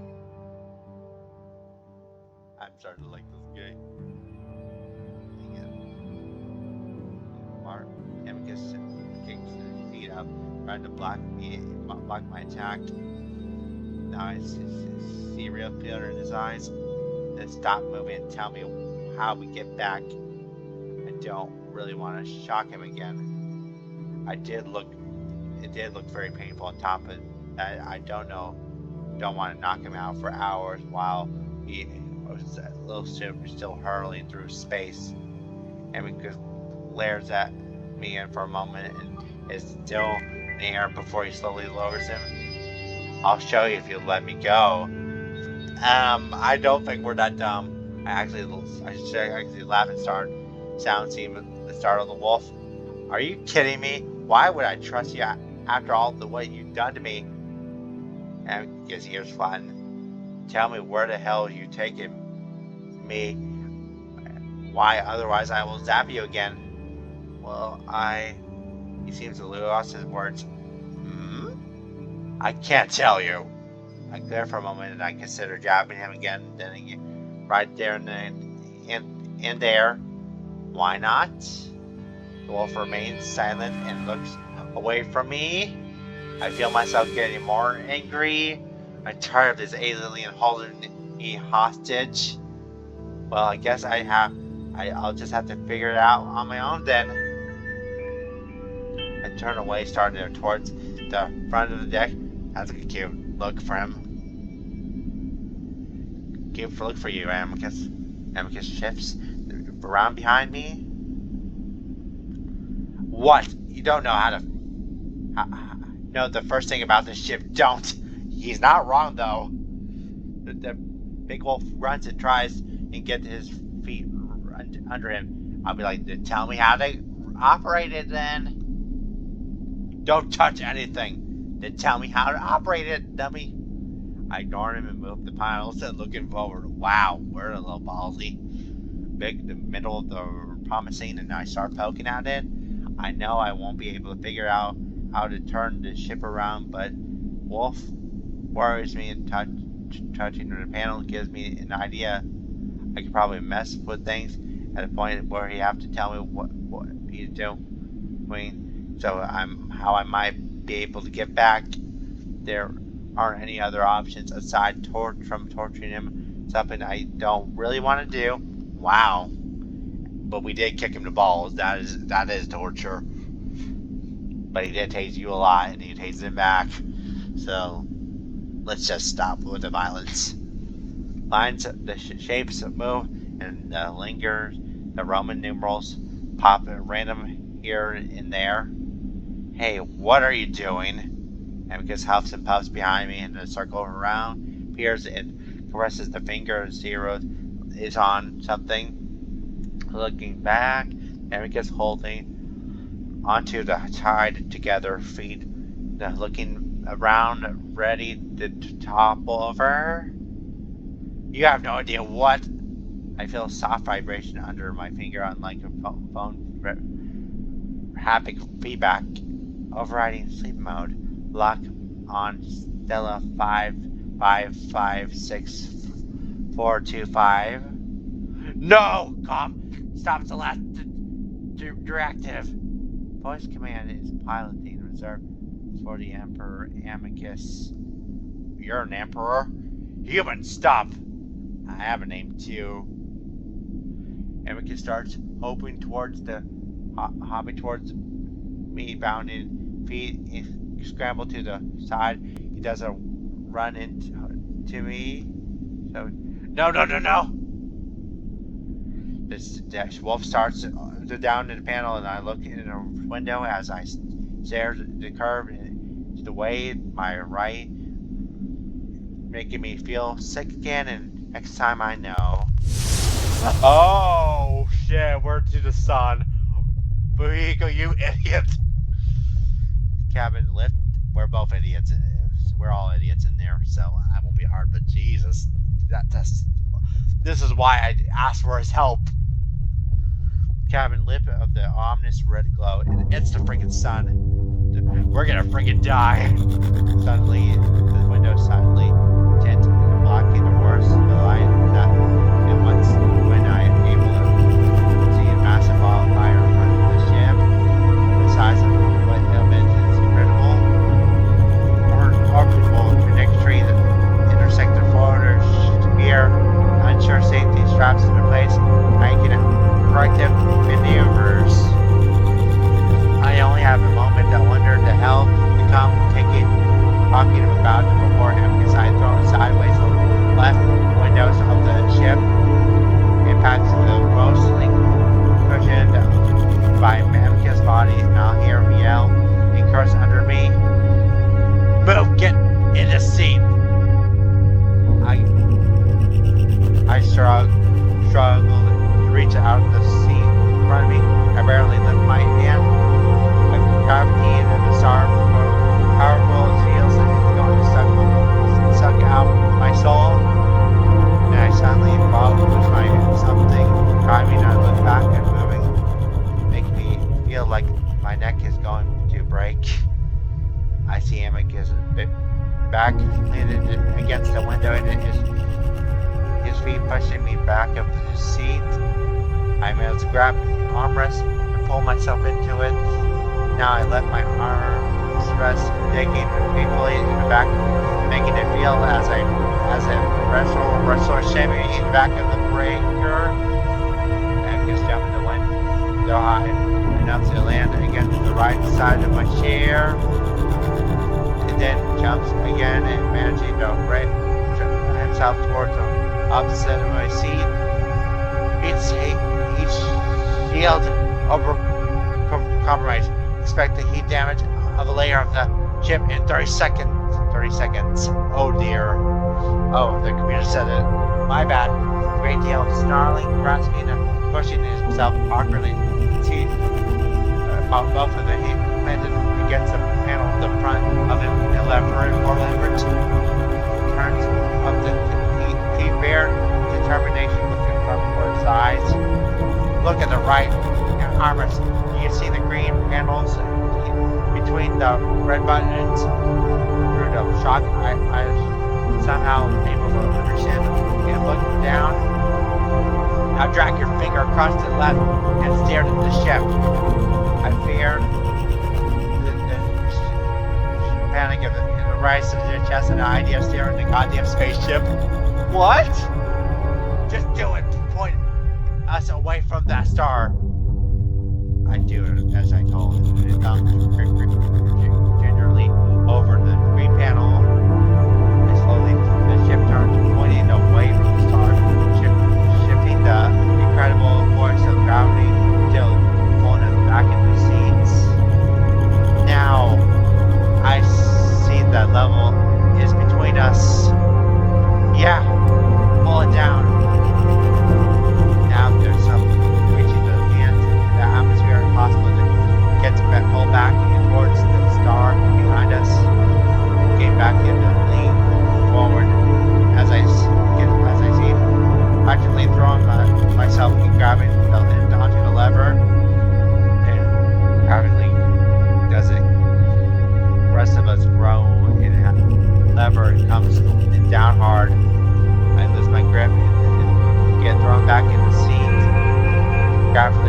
brace the fall for the moment, and I feel like my entire body is getting crushed like into a pancake. Then the burning orange light is gone, and the deck goes black. Ryan diagnosis Amicus. Yes, com. Damage ship is severe. Recovery mode is required. Enter recovery mode. Stand by. Well, we've all fucked up big time, and now we're in the middle of space, stuck here. And we sit in the silence for a long time. I lean against the seat, the both feet drawn, and my chest feeling numbed and shaky. And I feel so stupid, embarrassing, and kind of guilty. Yep, as you should. As I would should if I did the same thing.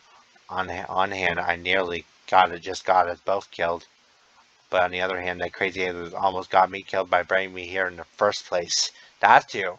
At least it feels that way. I don't know what his ultimate plan was with me.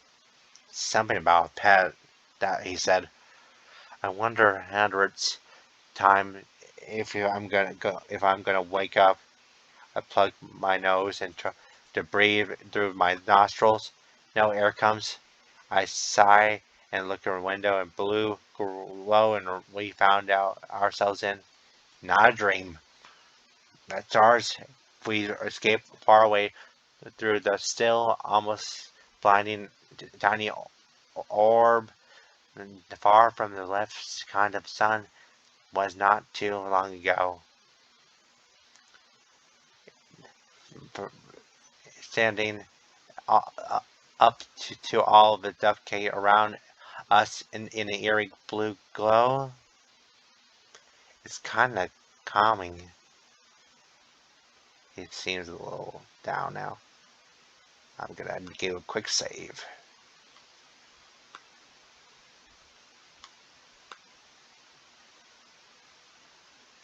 I'm gonna do a little bit more reading for a minute, and then I'm gonna have to cut the video just to see how much time I have left. I look over at Amicus and see something in the chair looking out at the window. His shoulders hunched and his ears drooping, his head down to show how sad he is, or to trust. He's at the edge of his seat because the arms are still tied behind his head, back forward, seeing him lean a bit forward a bit. Common hasn't speak since we went into the recovery mode, and the ship hasn't moved at all. Usually hum isn't even there. It's like everything turned off. Yep. Finally decided to break the silence. Amicus? Ear flick, keeps his head down, not even looking at me. I swallowed and try again. Amicus? His head shoulders rises and fall deep sigh, but he kept silent. He's mad. I understand he gets killed. It's kind of your fault too. It's about to give us a slump back and see. And he sadly responds, "What? What's happening?" The wolf turns and glares at me. What do you mean, what's happening? You broke the ship. He turns and then continues to sulk. Well, we're fucked. I feel a little anger that I realize the alien isn't alien at all. He's acting just like an upset human kid didn't get his way. It makes me a little less afraid of him. Excuse me? Do I have to go through a list of shit that you did to me? Anka turns to me again, and I almost see his mind working to think some sort of comeback. Well, I think you topped it to it, nearly throwing us into a star human. You shouldn't have kidnapped me in the first place, Wolf. You shouldn't call me a child, since that's what you are. That's what you are. Well, this child outsmarted you and snapped you and tied you up. I see him bristled. It hackles, raising the shoulders like a dog. You could have killed me. And the settings meant that for the creatures, 3 of us times my size. How am I supposed to know? You don't know anything about what's going on. I told you what's going on. You really think I'm that stupid, don't you? Apparently he's that dumb too. Apparently, Miami gets pouts and turns around away again. I think you thought I was some stupid alien that you could just take advantage of, and I could be and I could tell you've been lying to me this whole time. And just flatten his ears even more down the shoulder, bunching up. Is that what you and your people do? Kidnapping, lying to everyone you meet? Oof, alien racism. Now Hackles really raises up and he turns it to me fast. I try not to lean back. Despite his similarities, he's still a wolf. Those teeth are terrifying. I do not lie. Well, you just did. Wolf is righteous, individuous, seems to deflate. The situation is too complicated for you to understand. I glared at him. Who's tied up again? I guess don't take the bait this time. He remains slump. I guess it doesn't matter now. We're probably going to die out there with how badly the ship is burned. Makes my stomach twisted a bit. I want to ask him if he's just moping, if he actually thinks we're going to die. Oh, well, you fucked us, Fuyu. You fucked us. Big time. I said I would make more 30 minutes, more minutes, but I'm really getting into this. But another long moment of stretches between us. I look through the window again towards the clouds of dust in front of us. Well, in that case, then you could just tell me what's going on. And he goes on staring at that on his window. And I sighed, leaned back to resign the idea I might not know why I drag into space simply to suck and die in the dust cloud. Then I can speak. And before he speaks, I'm going to say it one more time.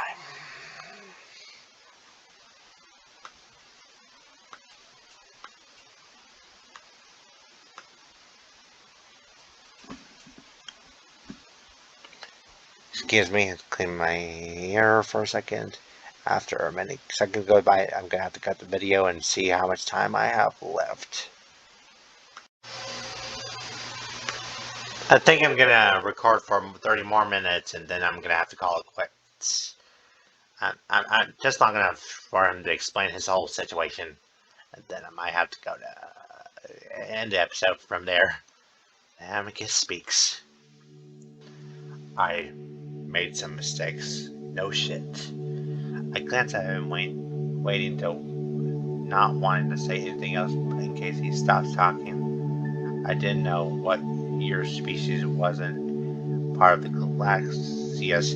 It's very illegal to make a first contact without authorization from a parent. A parent? The authorities of the galaxy. I found an ambiguous looks and confusion in my face. How can I put this simply? And the levels of Galaxias in the top of the parents, they arrive beyond their galaxies and spread their culture here.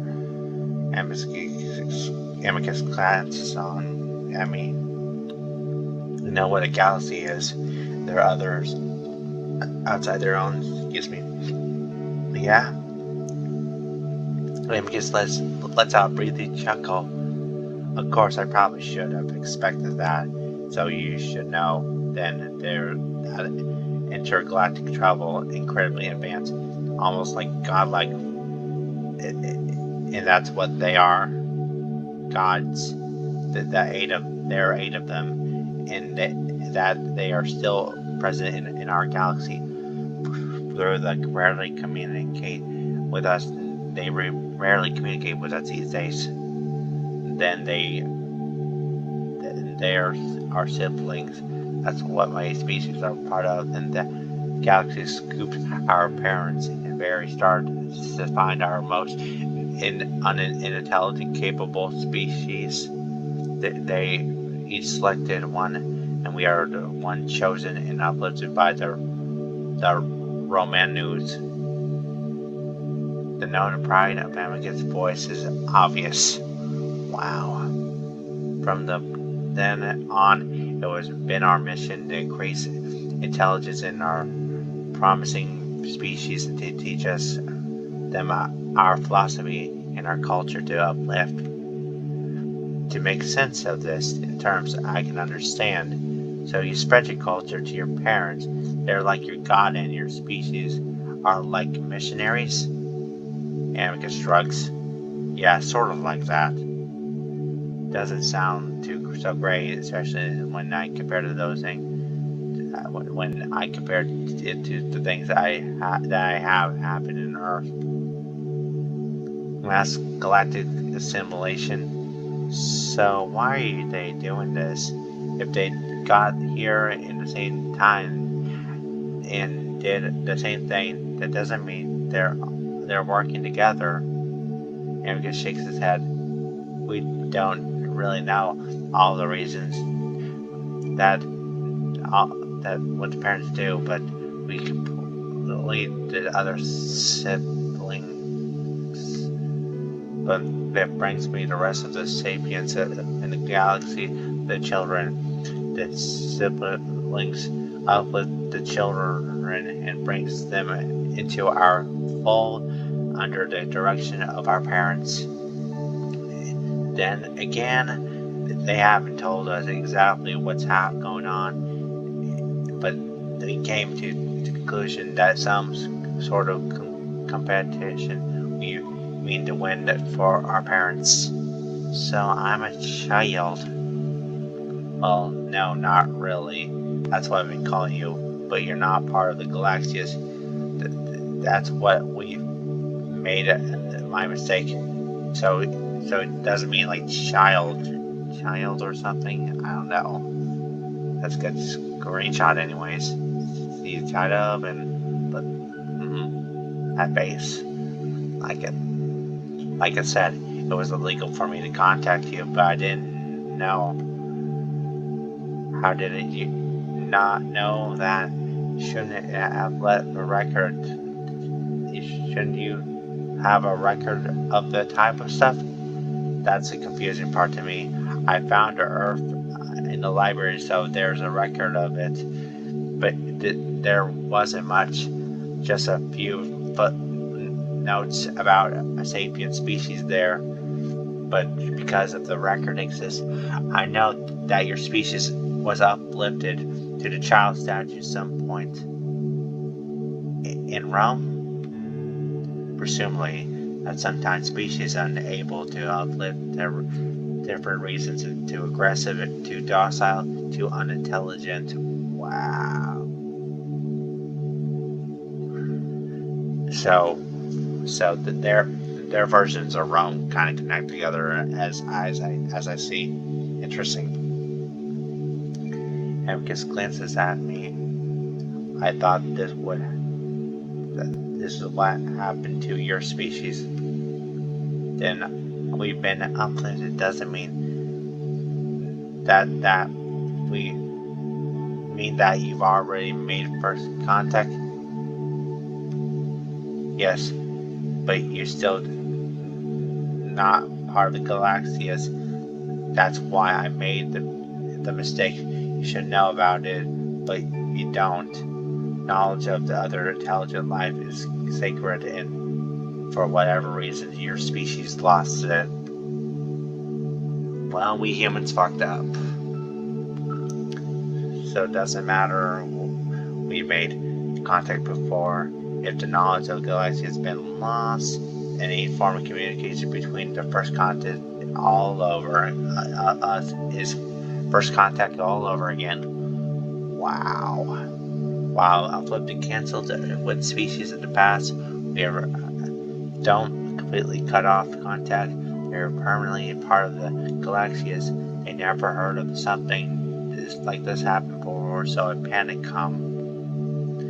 Amicus glances at the ceiling. Wasn't able to tell me that until he connected to your nexus. Nexus?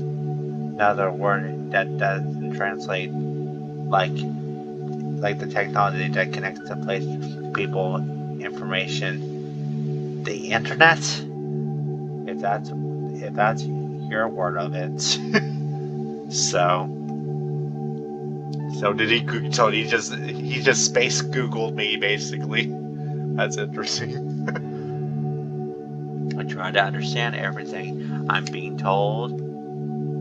Why didn't you just tell me before you kidnapped me or knocked me out? I see Amicus, ears flattening, and looks away, clearly ashamed. I don't know. I didn't fully understand the intelligence of your species yet. I thought I could just let you to believe things. I don't say anything. That Amicus shifts uncomfortably, leaving you on Earth after you saw me. You might have gone to the authorities of the planet, and with that knowledge, you might have led to a monitor being alerted.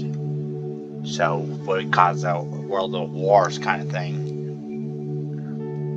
Yeah, I guess it answers this question before I can ask it. Monitors are basically the ears and eyes of the parents. They monitor the galaxy. And what happens if they are alerted?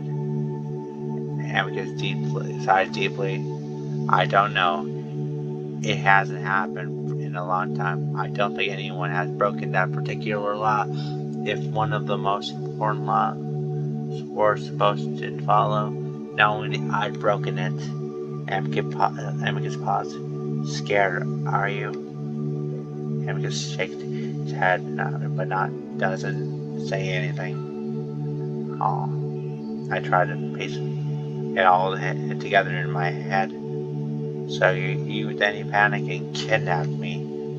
It was either that or kill you or leave you to hope for the best, but that risk I feel like I couldn't take at the time. Thank you for not killing me, by the way. You wouldn't do that, right? Amicus seems to shrink in his seat, and I guess he didn't want to tell. I didn't want to tell you because I knew I'd disrupt your life in a terrible way. I thought I might be able to make you forget and want you to stay with me forever if you saw my home. But why? Why did you do this in the first place? What do you want from me? Amicus looks at me for a long while, probably debating on how much to tell me. Then he turns away. I needed a pet. Excuse me? Amicus drinks more in the chair. We got pets in our home, and they look a lot like you sometimes. It's a very long story. I glare at the back of the head. I glance at the back of the head. Oh, I'm upset. Well, if we're going to be here for a while, then I have time. Amicus goes staring at the window. My father was the emperor. My throne was mine to take, but my brother challenged me, so we're both competing for it.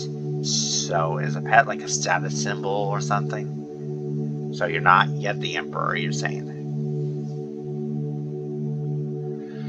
He looks at the corner in the eye of my reaction. His expression tells me I should be impressed, but he might be an influential figure among his people. It doesn't really seem too crazy after all of the events of the past day or so.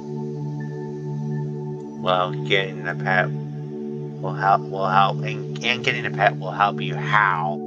My brother has one. a sibling species, which means that his pet is on the same level as the hierarchy as us. I frowned. Oh, and that's unusual? Definitely. It shouldn't even be legal, but somehow it's negotiated. They signed the contract and everything. I shake my head. So what does having a pet do?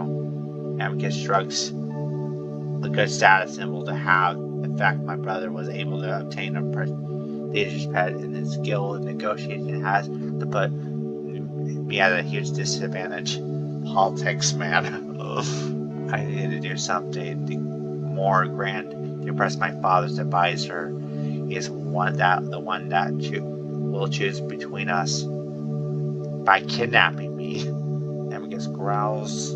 That wasn't part of the plan. I thought you would know what I was and be amazed that a wolf come back to your species. I was gonna make a deal with you, like my brother did with his pet. I want a sapient that no one has ever seen in a long time. So you look for a very rare species of the sapient. Interesting. So that's why I'm here.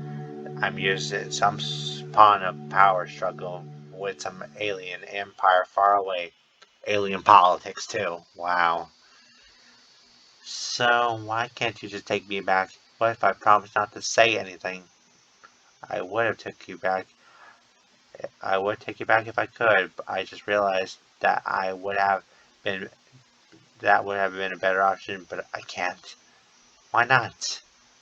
First of all, the ship might be damaged beyond repair, but before that, secondly, there is enough power to get back to Earth with a outer reach how far I traveled. I needed a rest to return home. I managed to stop myself from telling the wolf all the stuff his fault, and I shouldn't. And it should be my problem at all. Well, we're gonna be nice about it. All right. Well, we can get more power when we get back to your home and then go to Earth. No, it's the type of power that parents produce. We're not able to harness it yet. So get more from them whenever you get power from the first place. Anakin leans his head towards the headrest. Our parents authorized and disproved it.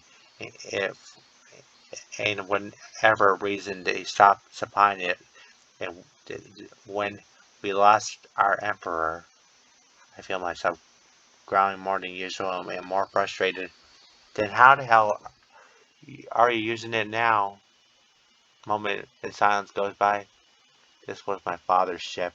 Only the Emperor has a constant access to the technology. I borrowed it to get to you. I glared at him. You mean you stole it? You know that's pretty dishonest for someone who says they never lie. Another soft rumbling growled from him. Doing a little grumbling myself. Times are desperate. Yeah, you want to be the Emperor? Ask your dad to take me back then.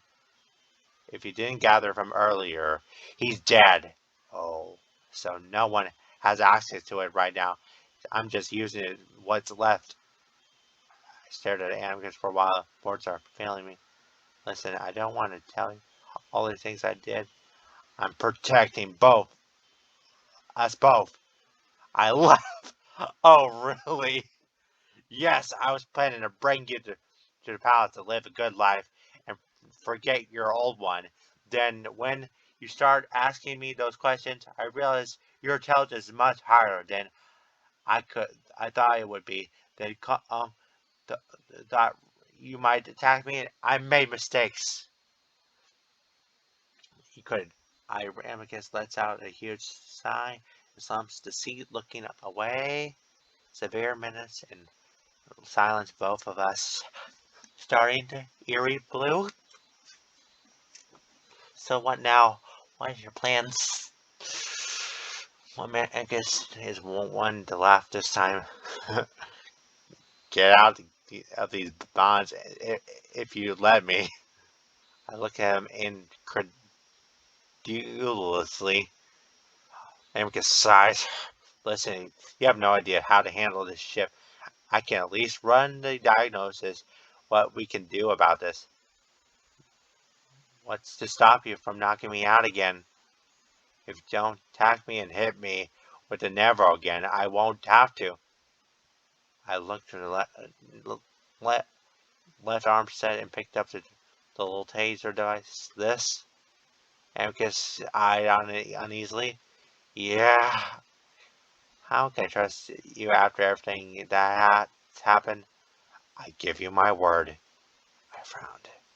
And you could go back on it just as easily. I would never do that. I don't make promises lightly, Fujiko. Amicus is so indigent that I actually believe him. He just, or he's really just a good actor. Politics and all that. He just said he's like a politician. Either way, I'm going to have him let go at some point, especially if we really can't get back to Earth. So I made my decision. If I let you go and you find a way back to, I'll let you go. You have to find a way to get me back to Earth. And because thanks for a moment, I could do that if I become Emperor. And how long will that take? And because shrugs, a few months to go by. With help, it could even be faster if you're clever, more intelligent than some wolves I know even. Months? My parents are probably freaking out now. School starts in a few weeks. All of these things seem so distant now. Amicus frowns. I'm sorry, but I can't do anything.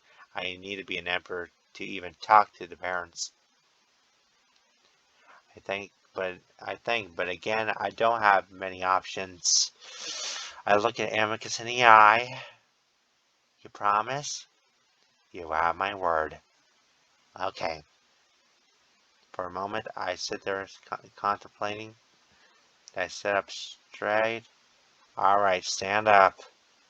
Amicus perks and hops around, the feet almost falling over. That smile, though.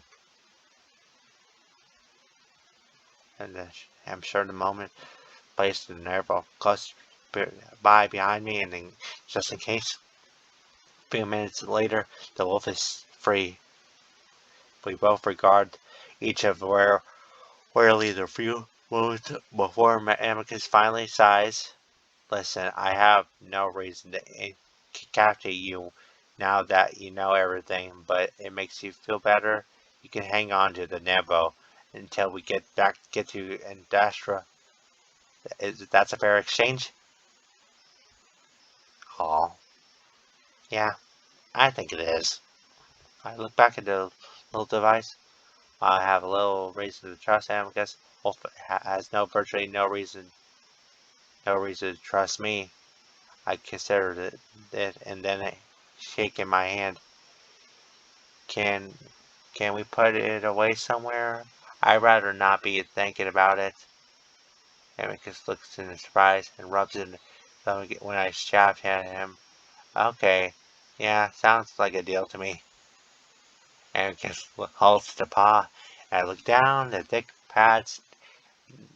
black pads on his fingers and palms before picking the Nevo and handing it him carefully.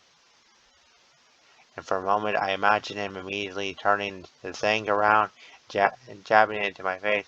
Instead, he turns it walk towards the back of the into my face, but instead he walking towards the back of the ship. I noticed his stance slightly bow flag, adjust itself a few times. Makes me feel a little guilty about fighting dirty earlier. Yeah, that ball kicking was unnecessary, but only a little. Yeah, Yeah, that ball kicking was pretty mean. It's not like he was gonna kill you. Well, he was considerate, but that was just not the point. On his way, it sweeps the cape of the fluid motions before wrapping around his shoulders. Then he moves to the back wall and sticking the paw presses the panel portions of the side of the walls, revealing another smaller room. From where I can see what it looks like. Got various cupboards. He opens of these and places a narrow inside before shutting it. He comes back and notices he's staring. That's my quarters. It's where I sleep. If you need a urinate or whatever else you do, there's a toilet in there. I'm fine for now. I feel my stomach grows for something I've been doing for a while now. I'm a little hungry though. Amicus raises a brow. Then you want to try it again? Sure. Well, it's not the worst food I ever had. Oh, the earthly smell translates into taste, but a strange hint of sweetness, like chocolate, but it makes it a little bit more palatable. I can at least swallow it down without gagging, so that's good, I guess. Amicus has his own cup, though to make plain more to the panels than his food. That I may have been exaggerated a bit earlier. Damage appears to be minimal. We're actually lucky that you didn't lock onto something worse like a pit. There was one very near the star. That star. A pit? Amicus shrugs, waving his hand in the air and brushing my questions aside. A very strong gravitational singularity sucks everything up around it. A black hole? You mean like a black hole? Black hole? Like it's like it's where gravity is powerful that even light pulls into it. That's why they're black. Amicus looks me surprised. Oh, you know what that is? I guess I should stop being so surprised, honestly. You humans are really something. You're basically uplifted yourselves. Strange we have been abandoned by your gods. Feels appropriate though. I shrug. We touch in my astronomy 101 class. I don't know much about them, but the fact that your species found out about them is the first place, anyways. Amicus presses the button before suddenly the hum of the chip comes back to life. Sensors back online. And Amicus pulls the letter suddenly. Blue disappears the window, the bill, the warping stars again. Immediately will look away, feeling the chocolate smudge start to work its way up my throat. We were actually almost into Adastra when you took control. Amicus rubs to the side of the neck, wincing the stresses out. Should be there fairly soon. What is this? I waved at a hand at the window, looking at. That's bending light stretch. Right, basically space to being a short ahead of us. Amicus puts the paws close together in front of himself and stretches out and us. Amicus stretches the paws out wide. I don't really know how it works. Only the parrot can build this kind of tech, and it's only way I can get the Earth or anywhere or outside the star system, really. they even figure out a way to make time stand still around us when we travel. Otherwise, way too much time would have passed back home. We're starting to get a picture of how powerful the parents actually are, being capable of orbiting space their and time of their will. So, how much more time? Are we there yet? Arriving at Stella's Fist Vita. And just like that, when stars are becoming still again, Amicus grins. Welcome to Adastra, Fuyiko. Thank you. Thank you for taking me there. The crack in the window and starts hard green and blue. A spear shimmered below me. At that, there's another globe. It's chalky and gray. A smaller, even brighter orb floats further right in its color, almost pure white. Oh, it's their planet. Amicus points to a more Earth-like spear. Specifically, it's Adastra. The planet is to the left of Anchorus. There aren't many people aside from the miners. The smallest is Trock, another moon. I know you live in a planet, so Adastra might seem a bit small to you. I press the door hand and windows and notice it's ice cold. It looks pretty big from here. Amicus leans in the console and starts to touch the screen. Entry sequence engage. Go ahead and put your safety straps on. Re-entry is never comfortable in smaller ships. Alright, buckle up. And I hurriedly do as he says, and sitting down there, trying to figure out the seat belts. Eventually, Amicus has to come over to help, showing the strap, and it feels into the slot. This is automatically pulls the straps tightly across the waist and the chest, and Amicus gets his own seat. We start to curve around the darker sides of his Adastra. Every now and then, a bit downward tugging in the stomach, sort of like when the passenger just jet when landing in Rome. And I imagine things would rattle around along the bunch of fire and heat like a Hollywood movie. Instead of only rumbling sound and accompanies a gentle vibration through the set. There isn't any fire, but I do start to see a blue flashes of otherwise black windows. I took a look over because to see he's not, his eyes closed or something relaxed. Wolf opened his eyes and smiles gently at me. Don't worry, this is all normal. I realized how nervous I must look. I nod and lean head back in the set. Electric blue flashes to stop after a while, and then feel like a final downward pull in body before rumbling fades out. We sit in complete silence and darkness in a moment before I hear Amicus moving next to me. Okay, we're in a hangar now. Just follow me to the big palace. Amicus gets back into the ship. It stays dark. So does the hangar. Okay, why aren't we in there in the lights?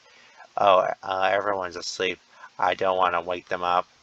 I get back the feeling that he doesn't want anyone to catch us, but I don't say anything.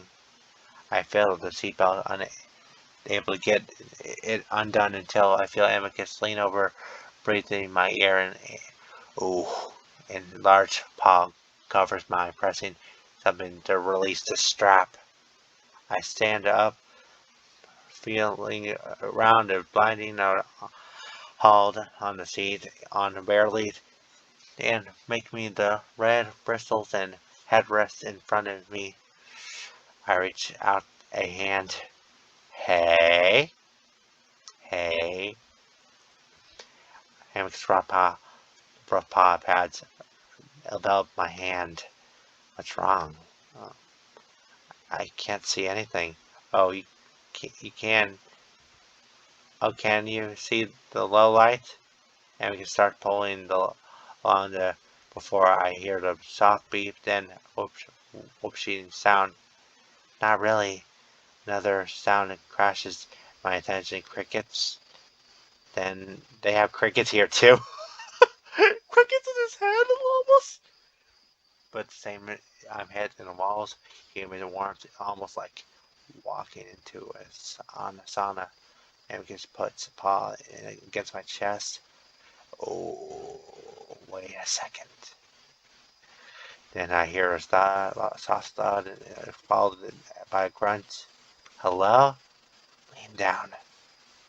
My eyes have adjusted a bit more to the dark, barely able to make out the things of paws reaching up towards me. I crouch down, and Amicus grabs under the arm before pulling me clumsily to the deck of the ship.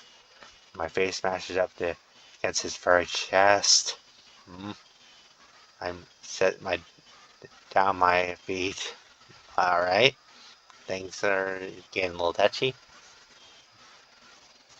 All right, we are going to straight down my room. Try not to make too much noise. Gotcha. As I step on a squeaky toy. I'm just being prejudiced now. I started not, but Amicus is already pulling me along. I am immediately presses down on me in a physical force. I start to worry that I might actually have trouble surviving on this moon. It's really hot. Things will cool off once we're inside. I can hear him panting heavily, and as we move into through the hangar. I still can't see much, and it's just the angular shapes of darkness. But finally, I can see the light ahead of some cold air, and when the corner I have blink against how it bright suddenly becomes pretty. Your home? Ah, see the statue over there too. See, pretty. I looked around the pillars and marked on the floor and right of the lights are above me, and it looks like the garden complete statues are extending down through the archways. Well, at least I know Angus wasn't lying about this living in a palace. What do you think? Wow, I mean, it looks pretty cool. Really expensive. I don't know if the last part was a great compliment, but Amicus seems happy. Thanks. It's going to be your home for a while, so I'm glad you like it. Amicus adjusts the cape, fanning it a little. This is only a small portion of the palace, of course. I'll show you around later. For now, I wanted you to go to my room and dry out a little. I must look for the mess right now. It really doesn't do my fur any favors. I can tell him because he's genuinely embarrassed, even though he's trying to joke. So I could put a hand up my hair. I have a little less to worry about. I'm sure my hair is pretty crazy right now. True, that patch of fur really is something, though. The wolf reaches to touch my hair, rubbing it between the pads of his fingers. Oh, we made a physical contact several times the last day, but this is the first time it really feels friendly. Ah, we stand for a moment, just for long enough for things to get awkward. Amicus pulls it back suddenly, realizing what he's doing. Oh, You save it having to think of something that we both hear footsteps coming back from the hall room, right? Shit! What? Hide and be quiet! Amicus whispers loudly and suddenly pushes me hard back in the way we came. Stumble before scrambling around the corner. Footsteps louder than I stand up, pressing against my wall listening. Amicus! I jumped in person, shouting an Amicus name. Cassius? Oh, this is Cassius. Amicus' deeper voice responds in a sounding cool and collected. Where the hell have you been?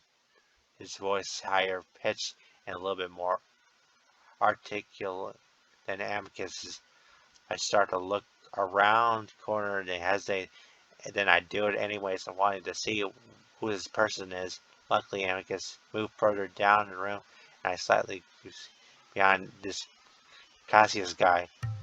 Oh, hello.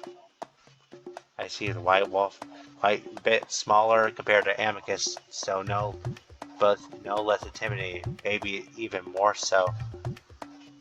I could tell his demeanor is probably not the fun person to be around. I was out hunting. What's something wrong? Hunting for two days? Is that a joke? Was it that long? Yes, you were supposed to make a speech at Lux yesterday. How many times did you remind you of that? Ooh. And Vespa suddenly takes a deep breath. Really, Amicus? You seem to expect everyone to cover up your mistakes. I haven't comprehended how you could have forgotten. I lost track of time. That doesn't excuse. How do you expect to become emperor if you act like this way? Amicus growls. Don't even pretend, Crash. You're happy I missed it. That's ridiculous. Amicus, I only want the best for the Empire. Amicus opens his mouth and then shuts, and suddenly, no, I'm not doing this tonight. I'm tired and I want to go to bed. Same. Cassius quietly regards Amicus for a moment and shakes his head. Well, Virginia, once you're said, so you have her to think that when she returns, she's better at that sort of stuff anyways. So how is she not a candidate? The point of the show, Lux in the next possible emperor stands in solitarily. With them sitting your sister is not a good look. Oh, how many siblings do you have? Well, walking around it under them, it doesn't look good either. You think that's how an emperor should behave? No one's awake, Amicus. You are such a pup. I'm just saying you should have small without your armor, and now that's not good. Look for an emperor. Excuse me. Fight, fight, fight, fight. But I only want what's best for the emperor, and a little runt like you it definitely isn't. They stare at each other for a long time, and I thought I have no idea what's going on, and I can will see the electricity arcing between them. Finally, Cassius turns into a heel, Doc's tail switching furiously. Good night, Amicus. Amicus stands for their moments, puffed in a little bit before he finally deflates. Damn it! I stand quietly in the corner and waiting for Dan to call me back. When he doesn't, I whisper to him, Amicus. He pricks it and turns to me. Oh, I had come on. You should go before anyone decides to show up. Okay, but where do I hide? Where's your room? I can tell the way the wolf walks, and the ears slightly, tail almost dragging. He's not in a good mood. You alright? Yeah, it's my brother. He knows how to irritate me. I shouldn't have said that to him. I quietly go through the marbles and echoing the footsteps and the only sound. Is he not supposed to see me? It's just he need to think right away to introduce you. Now isn't the best time. Is he out that challenge?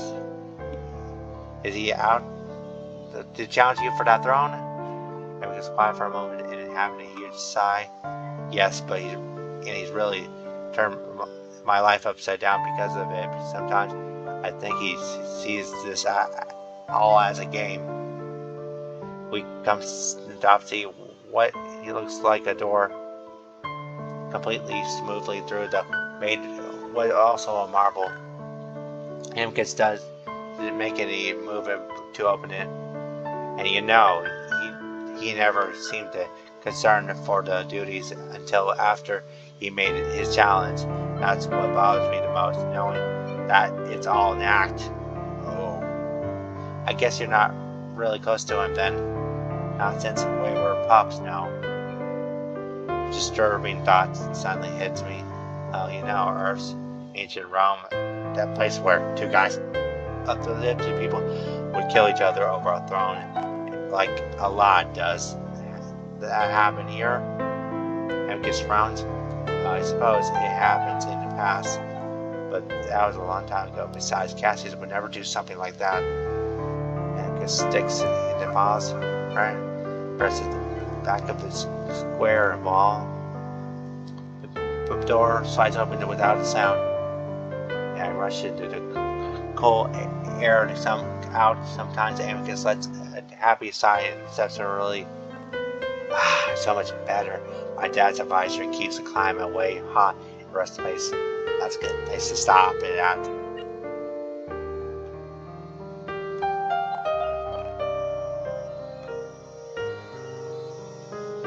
And now, oops.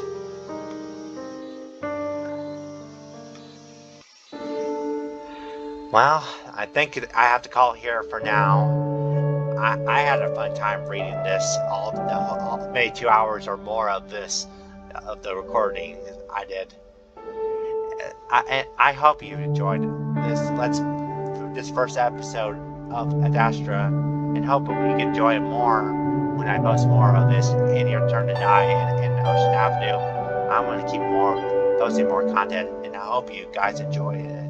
And please support the creators, Echo, that I will give descriptions to soon. But then again, and just like that, the video cut there. Well, that's my cue to end the episode there. Again, I hope you enjoyed this, and I hope you can be excited for more to come in this Let's Play, and hope we can have a great time in future Let's Plays. And so don't forget to support Echo, and have a great night. Good night, and goodbye.